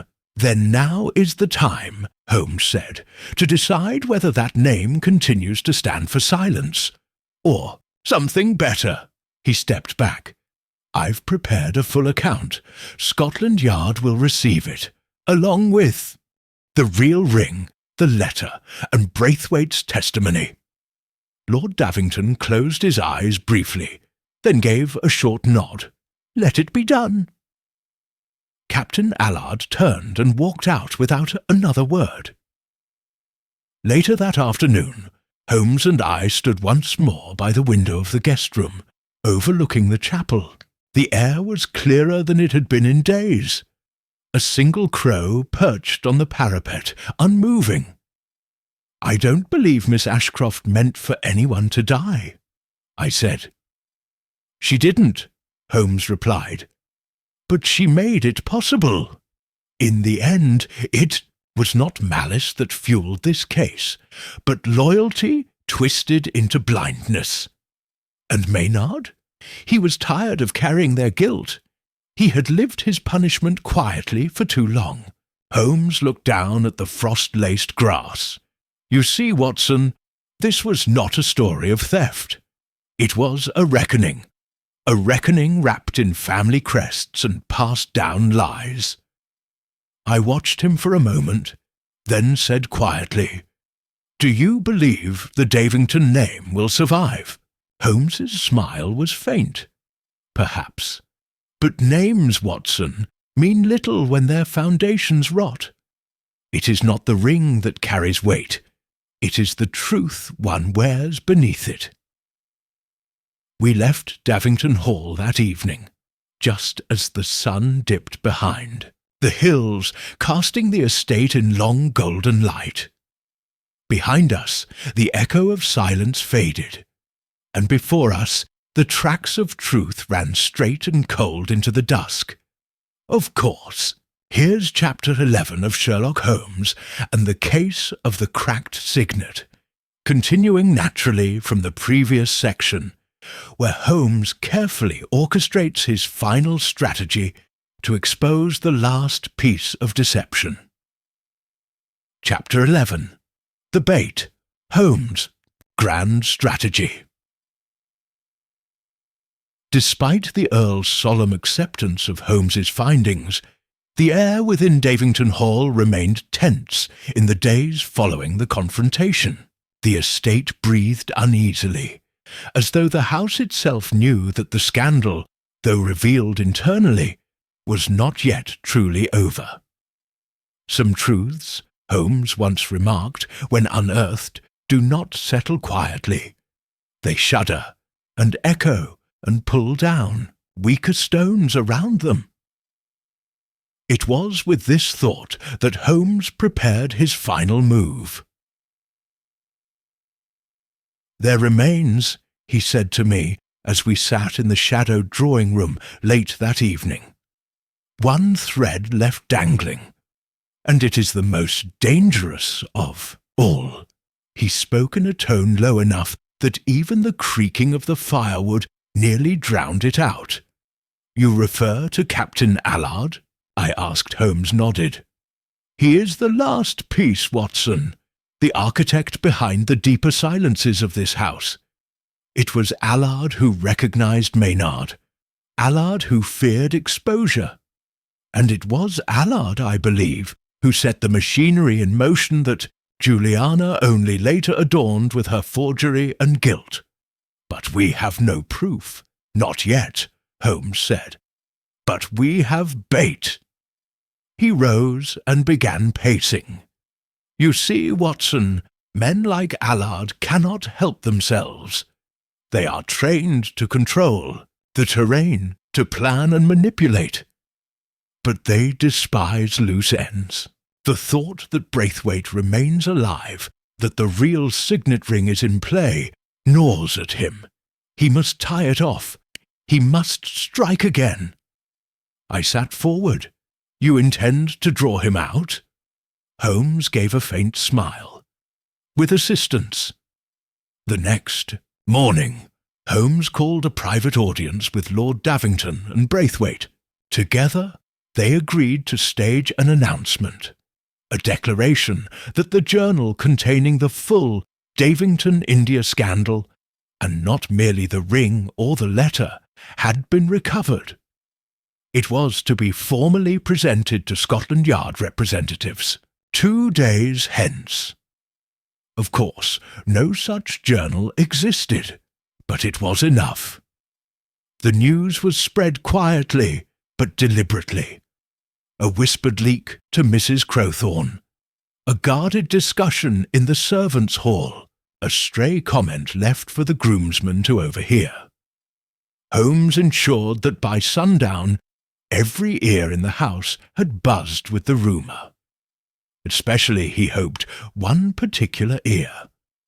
That evening, under the guise of caution, Holmes arranged for Braithwaite to be moved from the hall proper to a small lodging cottage near the West Orchard, more isolated, more vulnerable, the perfect bait. The night was clear and cold, the stars pinned sharp in the black sky. Holmes and I positioned ourselves within the darkened orchard, concealed among the bare trees. Daniel, ever brave, had been stationed discreetly in the cottage itself, with instructions to shout if danger approached. We waited. An hour passed. 2. The wind stirred only faintly in the hedges. Then, just after midnight, the figure appeared. Shadow flitting between the skeletal trees. Tall, deliberate, moving not as a prowler, but as a soldier. Calculated, silent, deadly. Holmes's grip tightened on my shoulder. We watched as the figure circled the cottage once, twice, searching for traps. Satisfied, he moved to the rear door, withdrawing something from his coat. A length of cord, a garrote. Holmes moved swiftly. In 3 long strides he closed the distance, seizing the figure's wrist and twisting it upward with a crack. A cry of rage broke the silence, a cry I recognized at once. Captain Henry Allard. He struggled violently, but Holmes, wiry and precise, forced him against the wall of the cottage. "Lights!" Holmes barked. At once, Daniel flung open the door, and the lantern's glow flooded the scene. Allard, panting, glared at Holmes with undisguised hatred. "You meddling devil!" he spat. Holmes only smiled. "I merely recognized the pattern, Captain. The man who fears exposure always returns to the scene of the crime." He turned to me. "Watson, if you would be so good as to relieve the captain of any further weapons." I searched him quickly, retrieving a small pistol tucked at the back of his belt. Holmes released him then, stepping back. "Your game is finished, sir. The steward's death, the planted evidence, the forged letter, the manipulation of Miss Ashcroft's fears, all designed to bury a truth you feared, would strip you of the comfortable exile you enjoy here." Allard's jaw worked furiously, but he said nothing. Holmes continued. "You saw Maynard for what he was, a living reminder of a crime you helped conceal decades ago. A simple steward, yes, but one who remembered. And when it became clear he intended to speak, you took action. He pointed toward the orchard.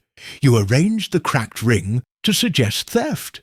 You arranged the letter to suggest guilt, and you arranged Maynard's death, whether by poison, by fear, or by force, to silence him." Allard sneered. "You can prove none of it." Holmes's smile was thin. "On the contrary, Braithwaite's testimony alone places you near Maynard on the night of his death.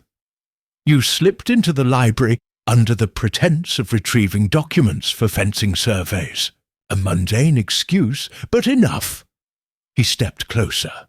"And the cracked signet? You had access to the family's crest archives, Captain. Enough to commission a forgery in London, quiet and unremarked."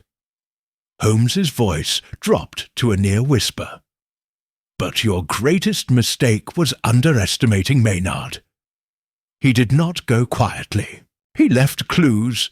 He fought you, even in death." Allard stood motionless, the weight of it all settling around him. Holmes nodded to Daniel.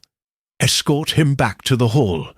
Inform Inspector Bell that he may now take official custody." Daniel obeyed, leading the defeated captain away through the frost-stiffened grass. I turned to Holmes. "You had the whole shape of it, even before tonight." "Not the whole," Holmes said quietly, "but enough. Enough to know that evil often wears the cloak of loyalty, and that silence, once broken, is the sharpest weapon of all." We stood there a moment longer, the mist beginning to curl once more through the orchard, the stars wheeling silently overhead. The game, it seemed, was nearly over. But the reckoning, the true reckoning, was only just beginning. Chapter 12. Jehu. Moment of recognition, we returned to the manor just after 2 o'clock. The captured Captain Allard handed over to the waiting constables summoned earlier by Holmes. The hall, though asleep in body, seemed somehow alert in spirit. Every beam, every stone, charged with a nervous energy. Lord Davington met us in the study, still fully dressed, the fire casting long shadows across his weary features. Beside him stood Miss Juliana Ashcroft, her face pale but composed, and Mrs. Crowthorne, whose expression had hardened into something between sorrow and inevitability. Inspector Bell entered behind us, pulling a notepad from his coat. He had been waiting for Holmes's signal. "Allard's in custody," Bell said, "under suspicion of conspiracy, forgery, and attempted murder. I'll see to it he's properly transferred by morning." Holmes nodded, but made no immediate reply. Instead, he moved to the hearth, staring into the flames, his hands clasped lightly behind his back. There was a pause, one of those pauses so full of compressed thought that it seemed to hum in the air. I watched Holmes closely, sensing the internal shift. That final moment of consolidation was near. The instant when all his observations, the scattered fragments and contradictions, would fuse into a single, blindingly clear revelation. Finally, he spoke, not turning from the fire. "There is one detail," he said slowly, "that I could not resolve. One fragment that refused to fit."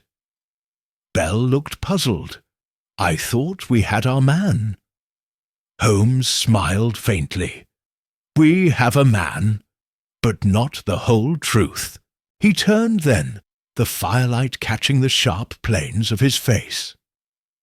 Captain Allard acted from fear of disgrace, fear of exposure. But fear alone does not explain the orchestration of the entire deception. It does not explain the cracked signet, the forged letter, the planted evidence. Those required not merely panic, but planning, knowledge, access. He let his gaze sweep the room, pausing a fraction longer on each face. "And that knowledge," he said, his voice dropping to a near whisper, "lay elsewhere." There was a stunned silence. Lord Davington stirred uncomfortably. "What are you suggesting?" Holmes stepped closer to the desk, his fingers trailing lightly over its polished surface. "The cracked signet, for example. We attributed it to Allard, based on motive and opportunity. But the forgery itself, the craftsmanship, suggests familiarity with heraldry. Not just access to the family crest, but intimate knowledge of its symbolism." He lifted his head. "Who among us worked daily with such records? Who managed the Earl's private archives, his correspondence, his inventories, including the case containing the ring?" All eyes turned instinctively to Braithwaite. The secretary went rigid. Holmes's voice was soft, almost regretful. "It was you, Mr. Braithwaite." Braithwaite shook his head violently. "No, you're wrong. I tried to expose it. I tried." "You tried," Holmes agreed, "to save yourself once the noose tightened. But you were not a mere witness. You were a participant from the beginning."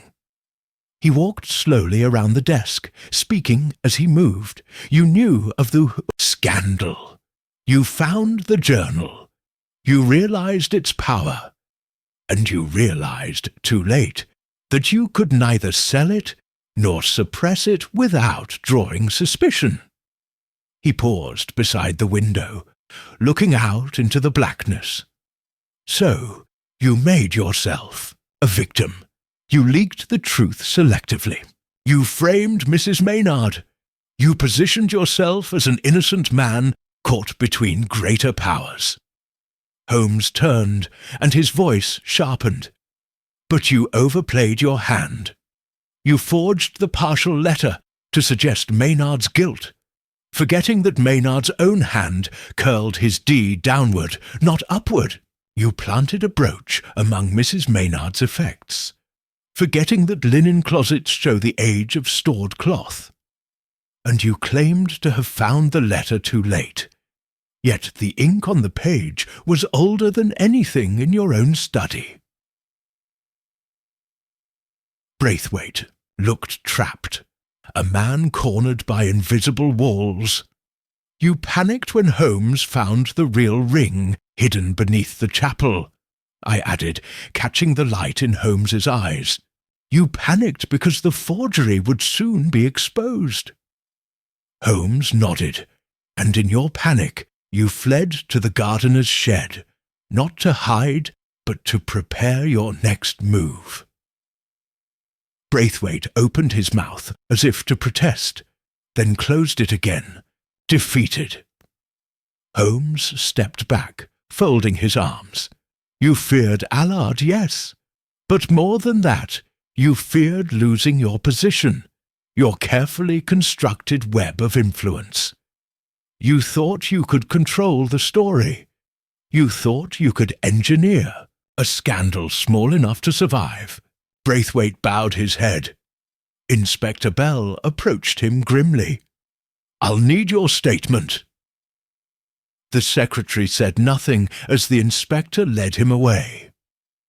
When the door closed, Lord Davington sank heavily into his chair, rubbing his temples with a weariness I had seldom seen. Holmes remained standing, staring into the fire. It was over, and yet in some subtle way the victory felt hollow. Later, as we packed our cases in preparation to leave the following day, I sat back and watched Holmes as he moved about the room, his face still thoughtful, almost melancholy. "You knew earlier," I said quietly. "When did it strike you?" Holmes smiled faintly. "When Mrs. Crowthorne mentioned the archives had been disturbed, weeks before Maynard's death, long before Allard returned to the Hall. Only someone already trusted, already inside, could have done it without drawing notice." He set his case upon the table and closed it with a soft click. "It is the simplest rule of all, Watson. When the impossible is eliminated, the truth, however improbable, must remain." I rose and extended my hand. "To Davington, then," I said. "May it find peace after so much silence." Holmes shook my hand firmly. "To peace, Watson," he said, "and to truth, however unwelcome it may be." And together we stepped once more into the cold, clear night, leaving behind a house where secrets had ruled for too long, and where, at last, the silent stones could begin to breathe again. Chapter 13. The Final Attempt to Escape. The morning of our departure broke grey and bitter, with a hard frost silvering the grounds of Davington Hall. The estate seemed to hold its breath, as if awaiting the final blow that would scatter the remnants of its long-concealed secrets. Holmes and I had just finished a sparse breakfast when Inspector Bell entered the drawing-room, his hat in hand, his brow furrowed deeper than usual. "We have a problem," he said without preamble. Holmes, who had been studying a map of the surrounding countryside, looked up calmly. "Braithwaite?" he asked. Bell nodded grimly. "Gone." I set down my tea with a clatter. Gone? But he was under guard. Bell scowled. "Escaped during the early morning changeover. Picked the lock on the door. Knocked a constable senseless. Stole a horse from the south stable and vanished into the fog." Holmes steepled his fingers. "You sound more impressed than angry, Inspector." Bell gave a grudging shrug. "I'll grant him this. He's clever. But it won't save him." Holmes rose, his manner sharpening at once into purposeful motion. "And if we move quickly." Within minutes we were riding with Bell and two constables toward the south end of the estate, where Braithwaite had last been seen, a shadow galloping into the thick morning mist. The cold wind cut through my coat as we passed the old orchard and the crumbling boundary wall. Holmes rode ahead, his eyes sweeping the ground with hawk-like precision. At a fork in the trail, he called a halt. "Here," he said, pointing to a set of hoofprints barely visible in the soft mud. "One rider. Moving east." Bell urged his mount forward, and we followed the trail, which wound through a patch of stunted woods and over a narrow stone bridge spanning a half-frozen brook. It was there, as we crossed the bridge, that we caught the first clear sight of our quarry. Braithwaite rode hard, hunched low over the stolen horse, heading toward the distant village of Stow-on-Green, where the railway station offered the only real means of escape. His coat flared behind him like a black flag. "After him!" Bell shouted. The chase was swift and merciless. Braithwaite, for all his cunning, had misjudged his horse's stamina and the rough terrain. Within a mile, the animal faltered. Braithwaite pulled desperately at the reins, but the horse stumbled, and he was thrown unceremoniously into a patch of frozen bramble. We surrounded him in seconds. Panting, dishevelled, his hands scraped raw.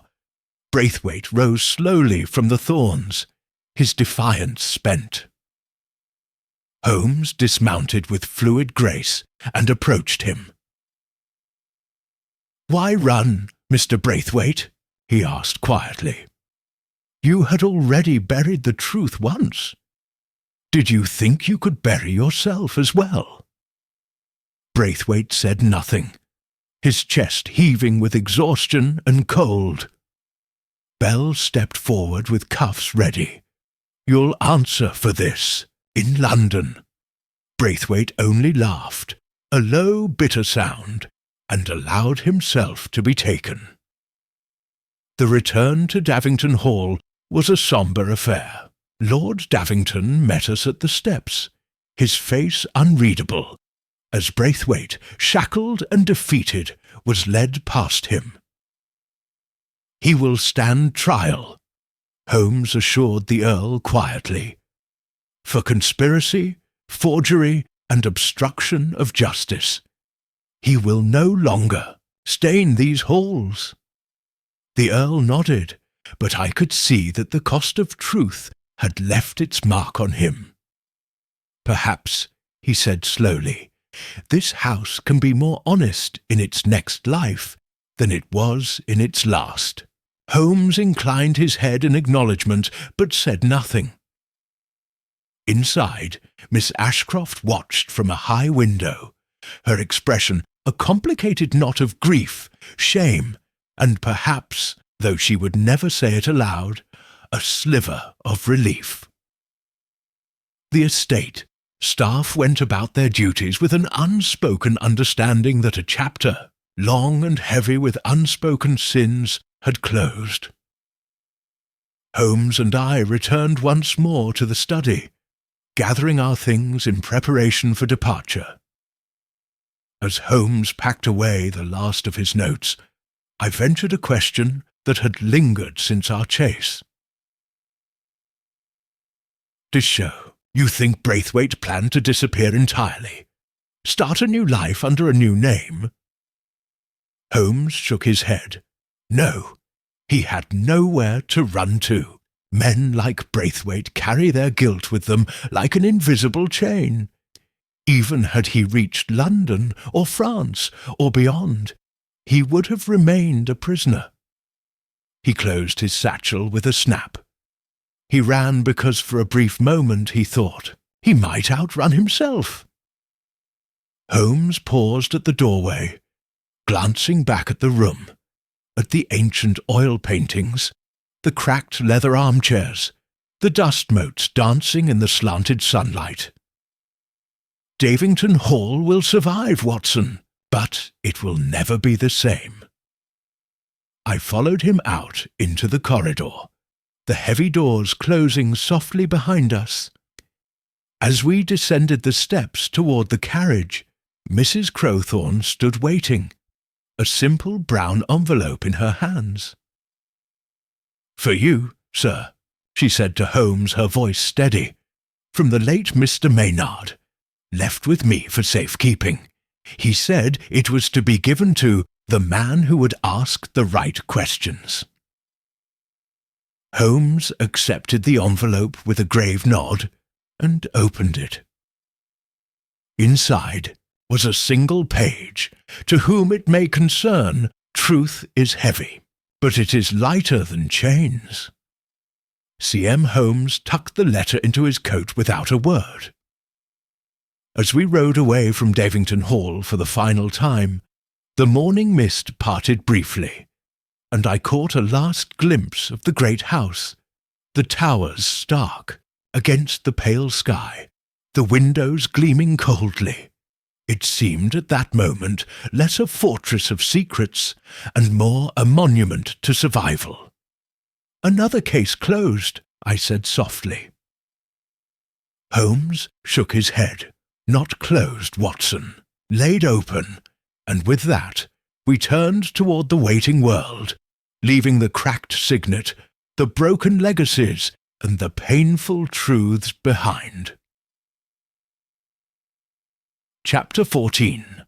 Holmes closes in. The final clue revealed. The grey morning following Braithwaite's. Capture found Davington Hall once more assembled under Holmes's command. It was a gathering marked not by ceremony, but by necessity. A final reckoning before we left these stone walls and their bitter history behind. The library, where it had all begun, served as the stage. Present were Lord Davington, stoic as ever, Miss Juliana, Ashcroft, her hands clasped tightly in front of her, Mrs. Crowthorne, pale but composed, and Inspector Bell, standing stiffly by the fireplace, his notepad ready. Braithwaite, though under heavy guard in the constable's custody, had already given his confession, and Captain Allard had been removed to London under separate charges. Holmes stood before them all, composed, precise, every movement measured. "It is fitting," he began, "that we conclude our business in this room, the place where the illusion was first carefully staged." He moved to the centre of the room, his voice cutting cleanly through the heavy air. The death of Cyrus Maynard was no mere accident. It was the consequence of a long chain of deceit, forged by pride, sustained by fear, and in the end brought low by its own contradictions. Holmes's eyes flickered toward the heavy oak desk, as if seeing the ghost of the dead steward still slumped there.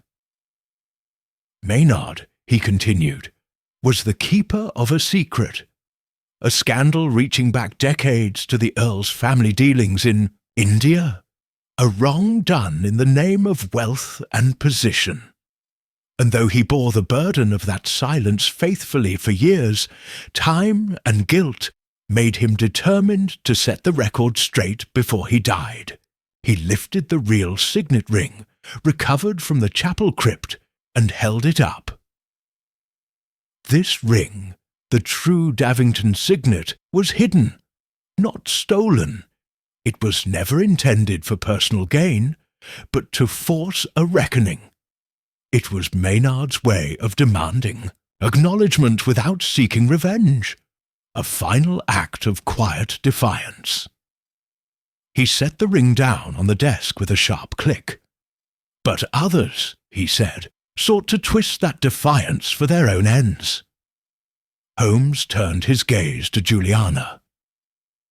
Miss Ashcroft, frightened by what the steward's revelations might do to her family's name, acted to control the damage. She forged a letter to make Maynard appear guilty, manufactured evidence to redirect suspicion onto innocent parties, and in doing so, deepened the injustice she feared. Juliana bowed her head but said nothing. Holmes continued. Captain Allard likewise sought to silence the past, not out of loyalty, but out of self-preservation. His hands were not clean in the original scandal. His fear drove him to further crimes, manipulation, intimidation, even planning violence against those he feared might expose him. He let that sink in for a moment before moving on, and Braithwaite, the trusted secretary, proved no less corrupt. Tempted by the opportunity to wield the truth as a weapon, he orchestrated a charade of innocence, leaking half-truths, feigning loyalty, while all the while seeking to steer the outcome to his advantage. Holmes paced slowly across the room, his steps deliberate. But, he said, pausing, what unites them all, the niece, the soldier, the secretary, is the same fatal flaw. They believed that by manipulating appearances they could control the truth. He looked now directly at Lord Davington. "But the truth, my lord, is a living thing. It does not die because we bury it. It waits. And when it rises, it does so with a force no tradition, no name, no crest can contain." The Earl gave a slow, shuddering breath, but said nothing. Holmes's voice softened slightly. "The tragedy of Davington Hall is not the crime committed so long ago. It is the generations of silence that followed. The belief that honour lay in concealment rather than acknowledgment. That is the real legacy Maynard sought to break." He turned now to Bell. "The charges are clear. Braithwaite and Captain Allard face trial for conspiracy, obstruction, and falsification of evidence. Miss Ashcroft, while guilty of tampering with evidence, has shown remorse, and her role, while serious, was not murderous." Bell nodded, making notes. Holmes stepped back from the desk. "My work here is finished." There was a stillness then, a heavy silence, broken only by the ticking of the grandfather clock in the corner. Finally, Lord Davington spoke. "Mr. Holmes," he said quietly, "you have torn down a great edifice today." Holmes inclined his head gravely. "I have merely revealed what was already rotting beneath." The Earl's eyes glistened, though no tears fell. "Then it falls to me," he said, "to rebuild." Holmes said nothing, but I could see the faintest flicker of respect pass between them. Later that afternoon, as we prepared to depart, Holmes and I walked once more through the great hall. The portraits of the Davington ancestors gazed down upon us, their painted eyes unreadable, but somehow the house seemed lighter, its weight of secrets lifted, its future uncertain but unburdened. At the front steps, Mrs. Crowthorne met us, pressing a small package into Holmes's hands. "For your records," she said simply. Inside was Maynard's final, unedited journal, a detailed account of his life at Davington, of the events in India, of his loyalty, his guilt, and his quiet decision to seek a reckoning. Holmes tucked it away carefully.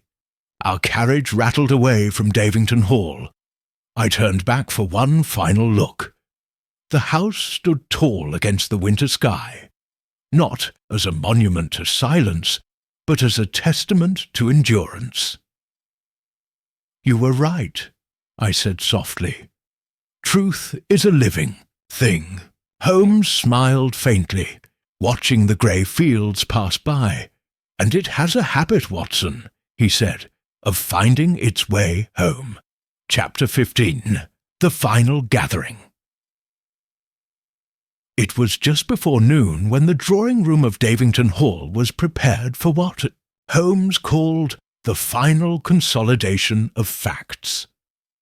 This was no courtroom, but Holmes had long ago mastered the art of staging such spaces into theatres of revelation.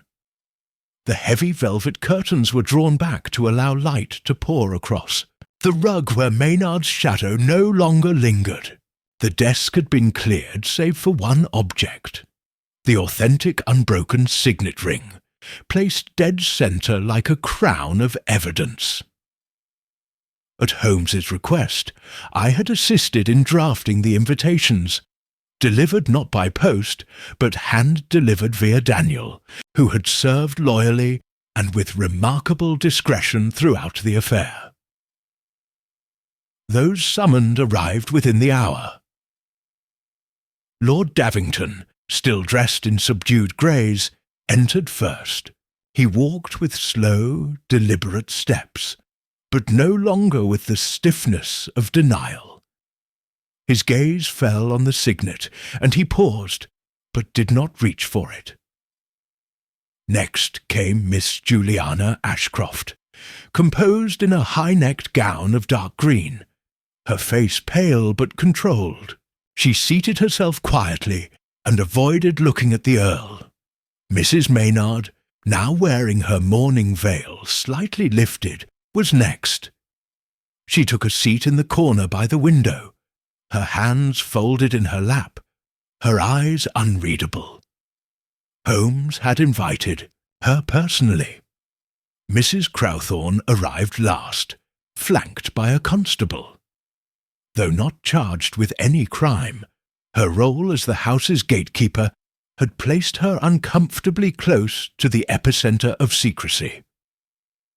She stood rather than sat.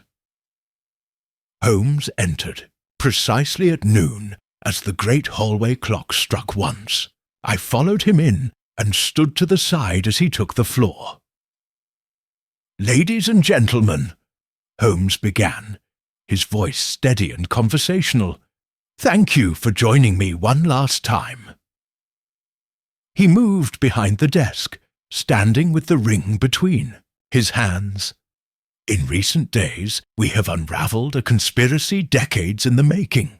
It involved a secret long buried beneath this house, a ring forged as a symbol of legacy, and a death disguised by clever artifice. In doing so, we revealed not one culprit, but many threads of culpability." He began to pace slowly, not theatrically, but as a man settling into thought. "This gathering is not to apportion punishment. The law will do that. Rather, we are here because of something subtler and perhaps more enduring: accountability. The truth, once broken like this signet, may be repaired in name, but not in memory." He let the words linger. "I will not rehash every detail. That story is already complete. Captain Allard will face trial for conspiracy and attempted murder. Mr. Braithwaite for forgery and obstruction. Their hands are stained by action." He turned to Juliana. "But some damage was done by silence, by loyalty misplaced. Miss Ashcroft, you tampered with evidence, not for gain, but for protection. Yet even that, however noble in motive, contributed to Maynard's death. You know this." Juliana, voice barely above a whisper, said, "Yes." Holmes gave a single nod, then turned to Lord Davington. "And you, my lord, you inherited this legacy not by choice, but by blood. Yet even so, the duty to confront its shadows rested with you.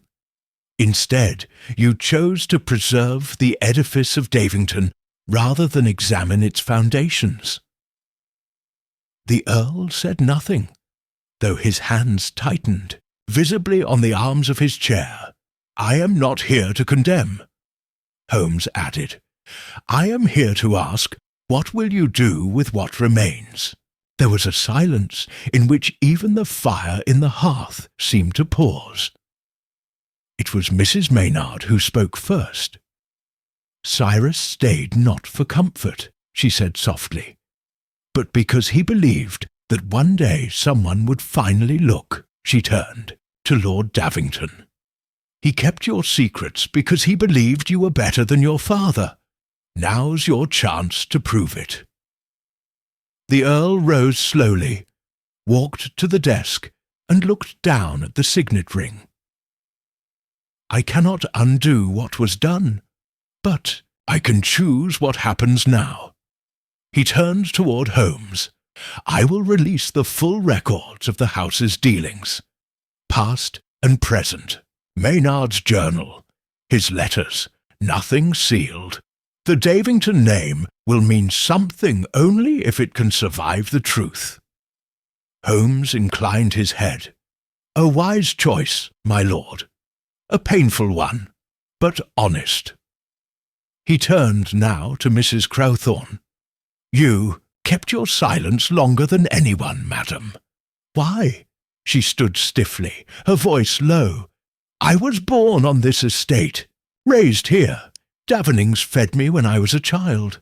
I kept my head down, did what I was told. That's how survival works, Mr. Holmes. But I saw what silence cost others. And now? Holmes asked. I'm tired of ghosts, she said. Let them go, Holmes nodded, slowly, and stepped back. He lifted the signet ring from the desk and placed it gently into a small, open, velvet-lined box. This symbol, he said, once meant control. Now perhaps it can mean clarity. He handed the box to Lord Davington, who accepted it without a word. And with that, Holmes said, turning toward the door, I take my leave. This is no longer a matter for deduction. It is a matter of conscience. As Holmes left the room, I followed him, pausing only to glance back at the gathering. No one had moved. They remained seated or standing, like figures in a portrait that had, at last, begun to shift its frame. Outside, the day had cleared, the fog was gone, and the gardens, though winter-scarred, looked almost inviting beneath the pale sun. You held back during that speech, I said as we walked along the gravel path toward the gate. Holmes gave a slight shrug. What remained was not for me to speak. They must decide how to live with what they now know. You think they'll change? Holmes looked back at the old house. Perhaps not, but the truth changes us, whether we accept it or not. He turned and stepped into the waiting carriage. And besides, Watson, he added, our business is not to change people, only to ensure they are no longer deceived. We rode in silence, the road behind us lengthening with every mile until the halls of Davington, the shadow of the ring, and the long-dead lies were little more than fading memory. Chapter 16. The Reveal. Holmes breaks down the crime. It was not until we had returned to Baker Street that Holmes, in his usual manner, consented to reconstruct the full sequence of the crime aloud. The fire was crackling in the grate, the fog outside curling against the windows like a persistent memory, and I had just finished preparing a pot of Ceylon tea, our first in 2 days. Holmes sat in his armchair, long fingers steepled, gaze focused on some far-off middle distance as he spoke, not to impress, but to clarify the knots his own mind had so expertly untangled. You see, Watson, he began, this was not a single crime, but a convergence of pressures, a legacy of wrongdoing, resurfacing like a body long hidden beneath still waters. He leaned back, eyes gleaming. The keystone to it all was the ring, not merely its presence in Maynard's dead hand, but the contradiction between what it represented and where it was found. I nodded. The cracked signet, placed in his palm, implied theft, betrayal. Just so, Holmes replied. But that is where the illusion began. The original Davington signet was never taken by Maynard. He had, in fact, hidden it beneath the chapel crypt, with the intent of revealing its location later. The cracked version, cleverly forged, was planted to suggest he had stolen and died with it. Holmes took a sip of tea, then continued. Forger was Braithwaite. Of that I have no doubt. He had access to the Davington Crest archives, the family's official seals, and the ring's display case. He arranged for a replica to be made months prior, perhaps even before Captain Allard arrived. But what was his motive? I asked. Power, Holmes said simply. Braithwaite was a man of ambition stunted by his station. When he discovered Maynard's journal and the records of the Calcutta scandal, he saw an opportunity, not for blackmail, which would have been too dangerous, but for manipulation. By controlling who knew what and when, he hoped to become indispensable to both sides. He turned toward the fire. Had Maynard confided in him, Braithwaite might have assisted in a full confession. But when it became clear Maynard meant to reveal the truth independently, Braithwaite moved to preempt him. Holmes set down his teacup. He forged the letter and placed it on the desk. That detail, the lack of ink blot, the upward flick in the D, was critical. It showed that Maynard never wrote it. Then came the planting of the cracked ring. That act was meant to tie the supposed confession to the idea of theft. And the locked room? I asked. Simple enough, Holmes said. Maynard had likely locked it himself as part of his regular practice. When Braithwaite entered, using a skeleton key, I suspect, he found the old man already seated. The method of death. My belief is that Braithwaite administered a fast-acting poison, probably digitalis or a similar compound, via a cup of tea or water offered as a courtesy. I frowned. But there was no cup at the scene. Removed, Holmes said, along with anything else that might suggest poison. That's why the room appeared so meticulously ordered. It wasn't order, it was curation. A stage set to tell the wrong story. He continued. Once the body was positioned and the forged letter left visible, Braithwaite exited, locking the door behind him and returning the key to Maynard's own pocket. This created the locked room illusion. When the body was discovered, all eyes turned to the missing ring, and thus away from the true nature of the crime. And Captain Allard? I asked. How did he fit in? Ah, Holmes said, his eyes darkening slightly. Allard arrived weeks later, but almost immediately recognized Maynard. He had served during the same period in India. His fear was not of Braithwaite, but of Maynard himself, who, if allowed to confess, could implicate others. So he confronted Braithwaite, likely, or perhaps Braithwaite anticipated him. Regardless, their interests aligned. Braithwaite controlled the narrative, but Allard ensured no interference, particularly by Juliana Ashcroft. At her name, Holmes paused. She, too, acted from fear. She saw the family's legacy threatened by scandal, and when Braithwaite presented her with half-truths and forged pieces of the puzzle, she filled in the rest, unaware of his deeper involvement. She planted the brooch, I said. Precisely. Attempting to deflect suspicion further onto Mrs. Maynard, no less, a woman already crushed beneath grief. But Juliana lacked Braithwaite's cruelty. She was driven by loyalty, not ambition. That distinction matters. I nodded slowly, remembering her face when Holmes unmasked her.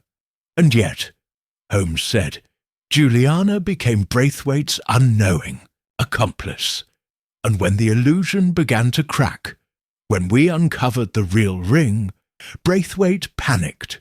His attempted flight, his hiding in the gardener's shed, was not escape. It was a pause, a breath before he made a final, desperate move. Holmes stood and paced once around the room. But even that failed, because the truth, Watson, has inertia. It resists suppression. It leaks. and once it begins to emerge, no design, no forged letter, no loyal niece, no frightened soldier can prevent its flood." He stopped by the window and looked out over Baker Street, now shrouded in fog again.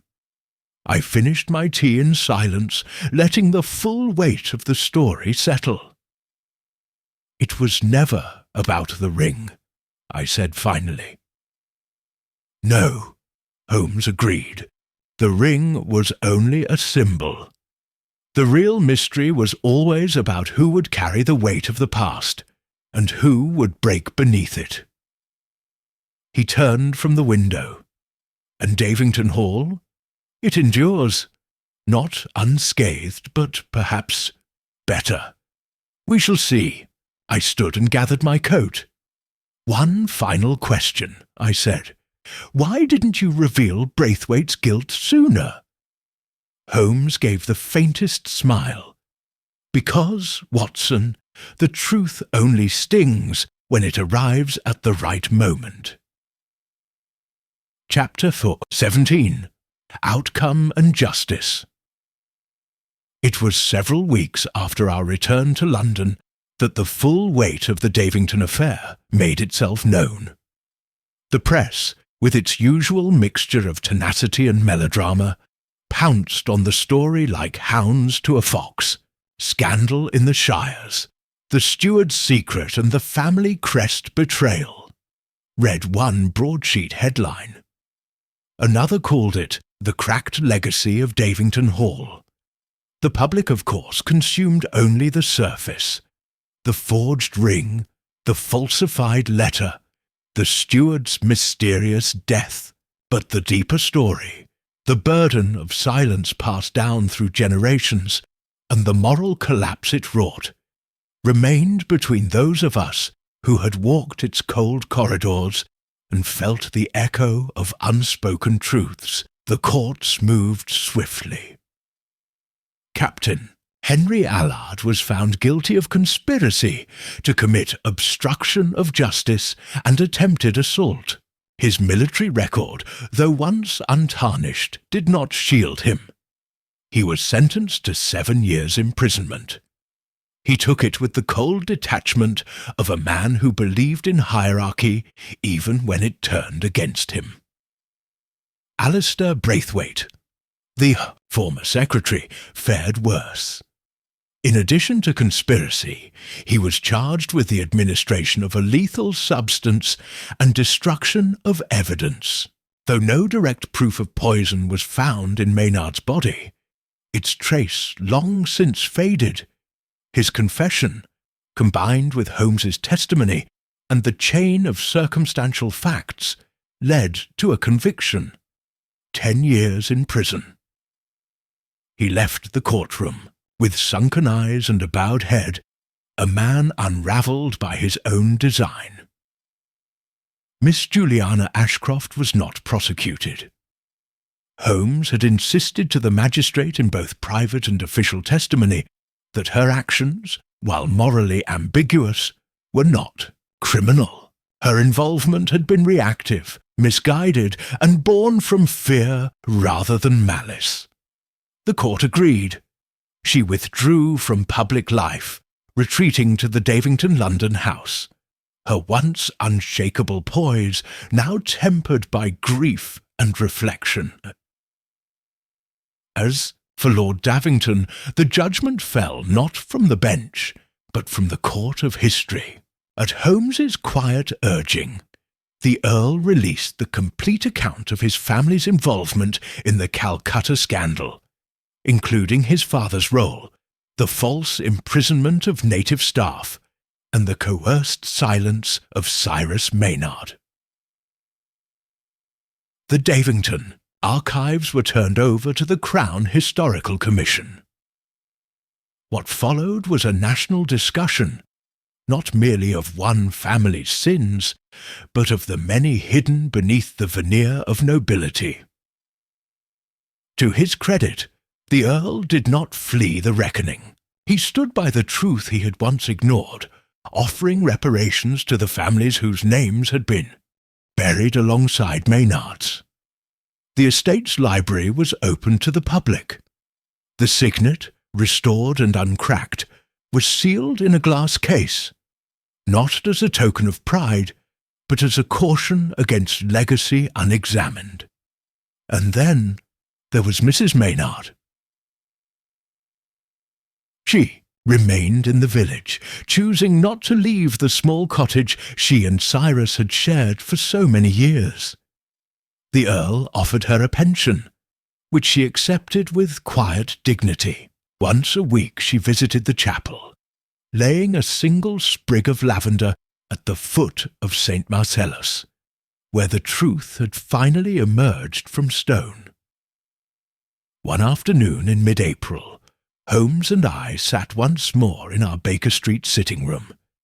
He was leafing through a review of Bell's testimony in the Law Chronicle, while I had before me a bundle of letters, one of them from Mrs. Crowthorne. "She's retired to Somerset," I told him. "A small cottage by the sea." Holmes glanced up. "Perhaps a place with fewer ghosts," I nodded. "She says the sea makes a better companion than the past." He returned to his paper, and we sat in a comfortable silence for a few moments, and at length I said, "You know, Holmes, of all the cases we've investigated, this one felt the heaviest." He did not look up. "Because it was not a murder alone. It was a rot that ran deep. And yet," I mused, "no grand villain. No mastermind seeking revenge or fortune. Just people, caught between truth and fear." Holmes set the paper aside and folded his hands. That is what made it dangerous. The villainy was distributed, like ink in water, no single source, but everywhere. He rose and walked to the window. Maynard was not killed for money. He was killed for what he remembered, and what he might say. He turned to me then, and in that, Watson, lies the real lesson. In a world that worships inheritance, memory can be the most threatening possession of all. That evening, I opened the final envelope we had received from Davington. A sealed note addressed to Holmes, bearing only the initials J.A. Holmes, unfolded it and read in silence. When he passed it to me, the ink was smudged in one corner, as if by the pressure of a trembling hand. "Mr. Holmes, you were right to expose us. And yet I do not curse you for it.